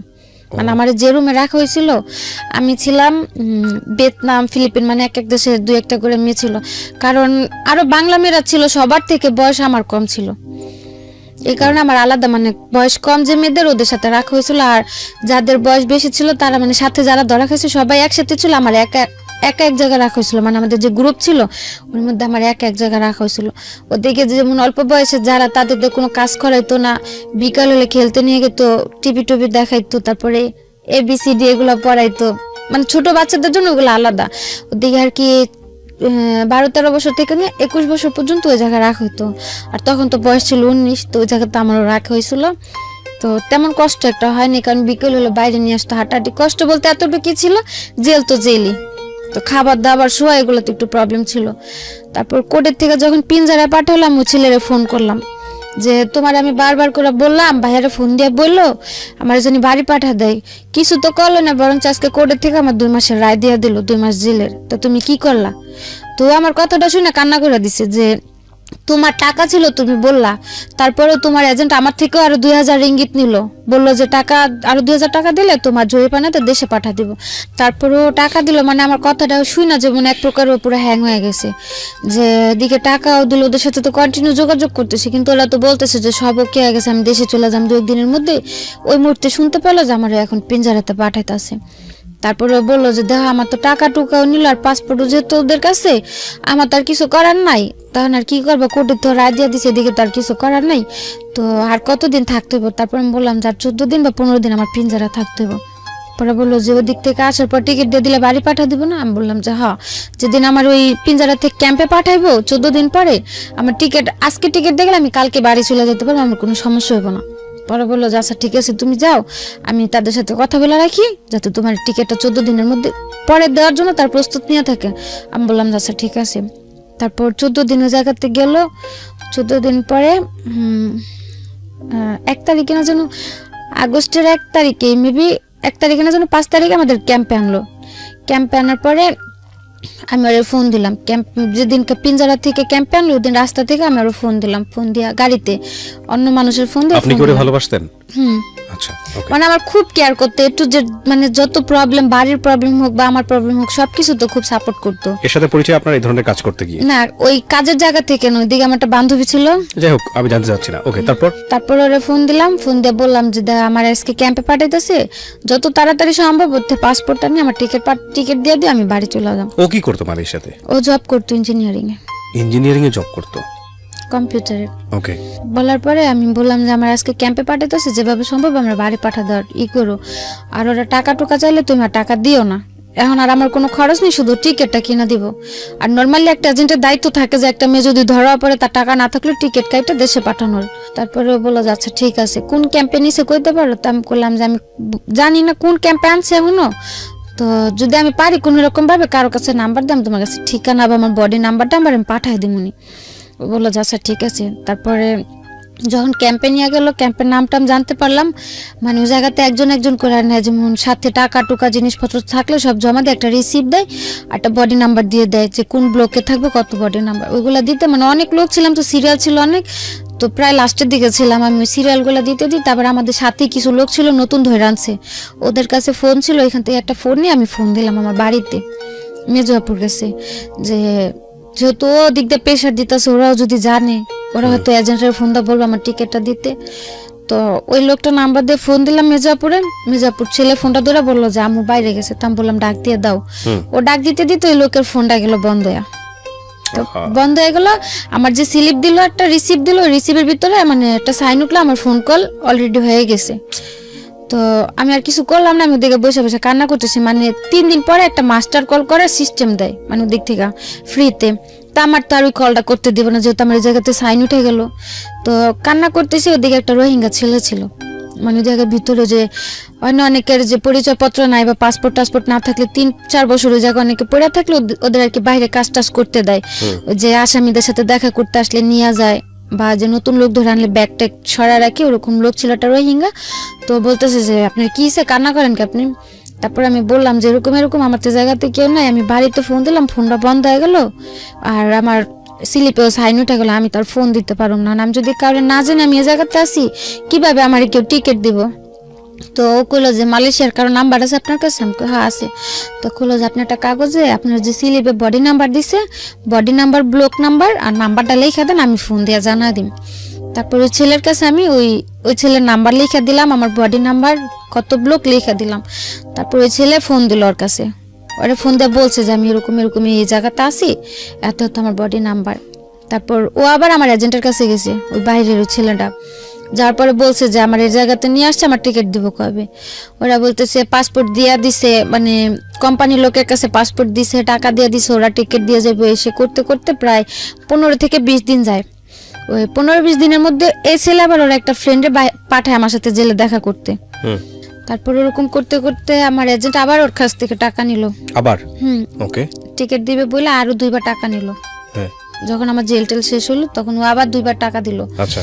দেবার পরে যখন 3য় সপ্তাহ আমার সাথে দেখা করতে গেছে, তারপরে ওর বন্ধুটা বলতেছে যে আপা দেখেন আপনার পাসপোর্টটা আপনার এজেন্টে দিতে আছে না, আর ও 2-3বার করে টাকা দিছে, ওরে পাসপোর্টও দেন, আপনার টিকিটও দিতে হয় না। ও এমনও বলছে যে ভাই টাকা খাইছেন ভালো করছেন, আর পাসপোর্টটা দিয়ে দেন, আর একটা টিকিট আমি কাইটা দিতেছি, আপনার টাকা দিতে হবে না, টাকা জানিছেন নিছেন, আর পাসপোর্টটা দিয়ে দেন। আর পাসপোর্টটা বারবার চাইতেছিল এই কারণেই যে মালয়েশিয়ার জেলে যদি ট্রাভেল পাসের ফর্ম কেউ ফিল আপ করে, অন্তত পক্ষে 7 থেকে 8 মাস ওই ট্রাভেল পাসের স্লিপের জন্য বসে থাকতে হয়। মানে বাংলাদেশ এম্বাসি হয়ে এখান থেকে একটা কাগজ যাবো, ওই কাগজটার জন্য 7 থেকে 8 মাস অপেক্ষা করতে, যাদের পাসপোর্ট নেই। আর যদি আমার পাসপোর্ট না দিত তাহলে হয়তো আমার আরো 7 থেকে 8 মাস জেলে থাকতে হতো। তার জন্য বারবার যাওয়ার কথা, টাকা খাইতেছে খাক, তাও পাসপোর্টটা দিয়ে দেখ। আর এই চান্সে ও টাকা খাচ্ছে। আর তারপর 3বার 3য় সপ্তাহ যখন দেখা করতে যাওয়ার পর আমি কান্নাকাটি করে বলছি যে ঠিক আছে ও এবার কি করবো, বারবার টাকা দিতেছে। আমি বলছি যে ওরা টাকা দিতে নিষেধ করেন, আমি ট্রাভেল পাসের ফর্ম ফিল আপ করে দিচ্ছি, যদি আমার ফর্ম আসে আমার দেখতে ফোন করতে দিব, ট্রাভেল পাস আসলে যে কাউরে ফোন দিয়ে বলো টিকিট দিয়ে যাওয়ার জন্য। তখন আমি ফোন দিয়ে বললো, ওরা এসে বললেন আমার টিকিট দিয়ে তার টাকা টুকা লাগবে না। তারপর ওই ছেলে মানে ওই কথা শোনার পরে যে পুলিশের কাছে একটা রিপোর্ট করলো যে এরকম এরকম আমি জেল আছে, আমার পাসপোর্ট আমার এজেন্টের কাছে, আমার টিকিট দিতেছে না। ওই জেলে পুলিশের থেকে ওই এজেন্টের কাছে একটা নোটিশ পাঠাইলো যে পাসপোর্টটা যাতে দিয়া দেয়। তারপরের সপ্তাহে যে আমার টিকিট দিয়ে আসলো, তারপরে দেশে আসলাম। এদিকে এজেন্টের জন্য আমার জেল খাটতে হলো 3 মাস, অথচ কোর্টের থেকে আমার রায় দিল আমার জেল হলো 41 দিন। 41 দিনের জায়গায় আমার জেল খাটতে হলো 90 দিন।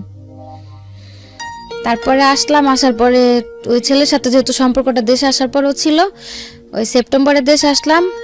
ও বললো যে দেশেই থাকো, দেখি আমি যতটুকু পারি তোমার হেল্প করুন, টাকা টুকা যা লাগে। তারপরে আমি ভাবলাম যে যেহেতু আছে আমার এতটা সাপোর্ট করছে, যদি আমি ওর কাছে যাই হয়তো গেলেও আমার একটা ভালো কাজে টাজে লাগা দিলে আমি করতে পারুম। তো ওরে বললাম, বলার পর তত একটা মানে রায় দিল না। তারপর আমি গেলাম 2য়বার ইন্দোনেশিয়া দিয়ে।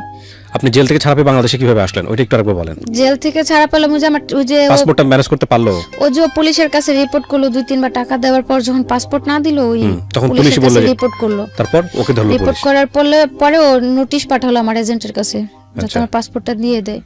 আর এদিক দিয়ে যখন ওরা পাসপোর্ট দিতেছিল না, আমি যে ক্যাম্পে ছিলাম ওই ক্যাম্পের পুলিশের সাথে আমিও যোগাযোগ করছি। যখন মানে আমি তখন বাধ্য ছিলাম স্বীকারোক্তি দিতে যে আমার এজেন্ট আছে, আমার পাসপোর্ট দিতেছে না। আর তখন তো আমার কোনো সমস্যা নেই, আমার জেল টেল সব হয়ে গেছে, আর আমি দেশে যাব। তখন ওই জায়গার পুলিশদের সাথে আমিও কথা বললাম যে এরকম এরকম আমার এজেন্ট আছে, এজেন্ট আমার পাসপোর্টটা দিতেছেন। ওনার জিজ্ঞেস করলো যে এজেন্ট যে বাসায় থাকে সে বাসা তুমি চেনো? বললাম যে হ্যাঁ। ওরা বললো যে 1 সপ্তাহ সময় দেখো, যেহেতু তোমার বাইরে থেকে লোক রিপোর্ট করছে, যদি ওরা পাসপোর্ট না দেয় তোমার আমাদের সাথে নেই, এখান থেকে তোমার এজেন্টের বাসা যাওয়া হইব। আচ্ছা, হয়তো এখান থেকে পাসপোর্টটাও নেওয়া হইব, সাথে ওদেরও ধরা হইব। তারপরে কিভাবে হলো? তারপরে ওই যে রিপোর্ট করাতে পুলিশের থেকে নোটিশ দিল, নোটিশ দেওয়ার পরে ওই লোক এসে আমার পাসপোর্ট আর টিকিট দিয়ে গেল। আচ্ছা, তারপর আপনি বাংলাদেশে আসলেন? হ্যাঁ, টিকিট দেওয়ার কত বছর পর বাংলাদেশে আসলেন? হ্যাঁ, 1.5 বছর। 1.5 বছর পর। এই 1.5 বছর জীবনে কি বলবেন? স্বর্গ না নরক? জাহান্নাম? নরককে চাইতো যদি খারাপ কিছু থাকে, নরকটা তো মরার পর কেমন হবে দেখতে জানি না, কিন্তু বাইচা থাকতে হয়তো ওটা একটা নরক ছিল। তো আসলেন, আসার পরে দেশে ছিলাম। সেপ্টেম্বর আসছি, সেপ্টেম্বরের 17 তারিখে আসছি। আসার পরে নভেম্বরের লাস্টের দিক দিয়ে আমি আবার চলে গেছি। কোথায়? মালয়েশিয়ায়। কেন গেলেন? মালয়েশিয়ায় গেলাম ওই অতদিনে মানে ওই ছেলেটা আমার জন্য যতটুকু দৌড়াদৌড়ি করলো, হয়তো জায়গাতে আমার আপন কোন একটা ভাই বোন থাকলে অতটুকু করতো না। তো ওর প্রতি অতদিন একটা আলাদা টান হলো, যেহেতু বাইরে ও আমার জন্য এতটুকু করতে পারছে, বা যদি ও তো সবসময় বলতো যে আমার বিয়ে করব বা আমার পাশে সবসময় থাকবো। তো আমি ভাবলাম যে যাই আমি ওর কাছে, যে এখন তার আমি খারাপ কিছু করুম না, যাই হোক তোর কাছে থেকে একটা ভালো জব টপ করি, কিছু যখন ও দেশে আসে ওর সাথে আমি চলে আসবো। আসলে হয়তো তখন যদি বিয়ে শাদী করলো না, তোর দ্বারা আমি ভালো কিছু একটা করাতে পারলে আসলাম। কিন্তু তার ভরসায় গেলাম, দ্বিতীয়বার যে সেম অবস্থায়, একই কাজ না হয়তো সে কাজগুলো করতে হয় নাই, কিন্তু ওর সাথেই ছিলাম। ওই 1-1.5 মাস লাগায়া জঙ্গলে থাইকে এত কষ্ট করে যে গেলাম ওর জন্য। আমি জঙ্গলে থাকতে হয়েছে যাওয়ার সময়? কিসে গেছেন? এখান থেকে 3টা দেশ ঘুরাই নিয়ে গেছে, তো মানে যে যে জায়গায় ঘুরছি ওগুলাতে কোনো প্রবলেম হয়নি। হোটেলে 1.5 মাস লেগেছে যেতে? 1 মাস, পুরো 1 মাস লাগছে। কিসে গেছেন আপনি? প্লেনে না?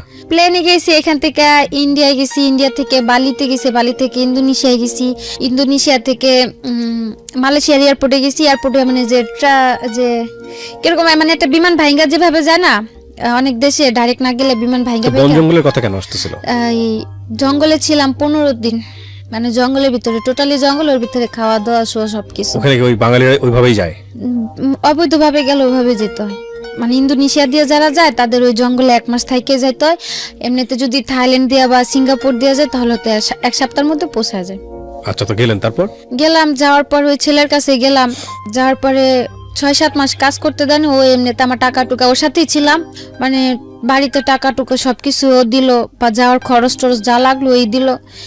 দেওয়ার পরে মানে এক পর্যায়ে দিয়ে ও কিরকম একটা আস্তে আস্তে পল্টি নিতেছে। কাজ করতে দেয়নি, আমার কোনো কাজই করতে দেয়নি।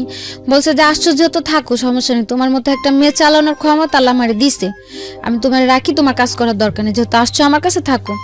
তো কিছুদিন পরে দেখি ওই হাজবেন্ডের যেমন একটা পোল্ট্রি নিল বিয়ের পরে, তার কাছে যাওয়ার পর তারও একটা পোল্ট্রি, মানে সে কন্টিনিউ যে ক্লাবে যায়, মদ টদ খায়, রাতের পর রাত বাইরে থাকে, আমি ওগুলা বললে মানে মারাত্মক পরিমাণে মারধর চলে। তারপরে গেল এরকম করতে করতে এক পর্যায়ে আমি বললাম যে ভাই তুমি যদি আমার না রাখো, আমার বইলা দো, যেহেতু আমি আসছি, আমার এখন একটা সুযোগ আছে, তুমি আমার যদি না রাখো, আমার বইলা দো, আমি বাইরে যাই, কোনো কাজ কাম করে আমি দেশে চলে যেতে পারো। আর অতদিন লাস্টের দিক দিয়ে আমি একটা কোম্পানিতে কাজে লাগছিলাম ক্লিনারের। তো তখনও বললাম যে দেখো আমি একটা ভালো বেতনে কাজ করতেছি, ভালো একটা কাজ পাইছি, তুমি যদি আমার ছাইরা দাও, আমি কাজ কাম করে। বিয়ে করেছিলেন আপনি? না না, ওকে। ওদিকে বিয়ে করার সিস্টেম ছিল না। বিয়ে করলে কি যে হুজুর ডাক দেন, এমনিতে ঘরে বিয়ে করে, ওইগুলো তা আমার আর ওর উদ্দেশ্য ছিল, আমারই মেন উদ্দেশ্যটা ছিল যে আমি এখন এরকম একটা বিয়ে করুম, দেশে যাবার পরে বিয়ে তো আমার কোনো প্রুফও থাকবো না বা কোনো প্রমাণও থাকবো না, তো তার চেয়ে না করেই থাকি। যদি বিয়ে থাকে দেশে যে হয়তো পোক্তভাবে করলে করবো, না করলে করার প্রয়োজন নেই। শুধু শুধু যে আল্লাহরে সাক্ষী রেখে বিয়ে করুম, এটা নিয়ে হয়তো একটা আল্লাহর কাছে একটা গুনার কাজ হবে, বা ওর কাছে আমি দাবি নিয়ে দাঁড়াইতে পারবো না। এর জন্য আর কেউ ওই জায়গাতে করা হয় না। আর ওই জায়গাতে বাঙালিদের যাদের ভিসা টিসা নাই, ওই কাগজ টাগজ করে বিয়ে করার কোনো সিস্টেম নেই। তারপরে ওরে বারবার বলতাম যে যদি তুমি আমার ছাইরা দাও তা আমি কাজ কাম করি। ও বলতো যে না, আমি কি তোমার আনছি ছাড়ার জন্য, আমি তোমার ছাড়ুন কেন। এরকম করতে করতে ওর সাথে রইলাম 1 বছরের মতো।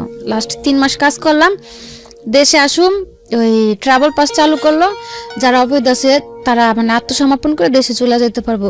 তো ও বললো যে দেখো এভাবে থাকলো তো দুজনের, ওরও ভিসা শেষ হয়ে গেছে লাস্টের দিকে, বললো যে তুমি চলে যাও, আমার তো কোম্পানি আছে, আমার কোম্পানিতে আমার ভিসা করে দিব, তুমি তেমনি একবার ব্ল্যাক লিস্ট করে গেছো দেশে। প্রথমবার যখন জেল খাইতে আসলাম আমার ব্ল্যাক লিস্ট দিয়ে দিল, আবার দ্বিতীয়বার অবৈধভাবে ঢুকলাম, আমি তো আর ভিসাও লাগাইতে পারুম না। তো বললো যে তুমি চলে যাও, আমি থাকি, ঠিক আমি ভিসা টিসা করি, আমি ভিসা লাগলে দেশে আসুন না, ইনশাল্লাহ বিয়ে টিয়ে যা করার করুনি। তা আমি বললাম যে না, আমি তোমার রেখে দেশে যাবো না, আমি থাকতেই তুমি এত নাটক করে আমি চলে গেলে তো তখন তুমি পুরাই পল্টি নিবা, যেহেতু তুমি আমার বিয়ে করবো আমি তোমার সাথেই থাকি, সমস্যা নেই। তো এগুলা করতে করতে ও আমার জন্য টিকিট টুকেট কাটার জন্য পুরো প্রস্তুতি নিল। তার মধ্যে আমার বারাপুর একটা ছেলে অ্যাক্সিডেন্ট হলো, মানে ওর ডান হাতের এই জায়গা দিয়ে একটা চাকু ঢুকিয়ে দিক দিয়ে বের হয়ে গেল। আমার কাছে এমনিতে টাকা নেই, আমি দেশে আসার প্রস্তুতি নিতেছি, তার মধ্যে ওর ওই জায়গাতে অপারেশন করতে অনেক টাকা দিতে হলো আমার বাইরে থেকেই। ও তখন দেশে আসবো না, রাজি হলো দেশে আসার জন্য, ছেলেটাও আমার সাথে।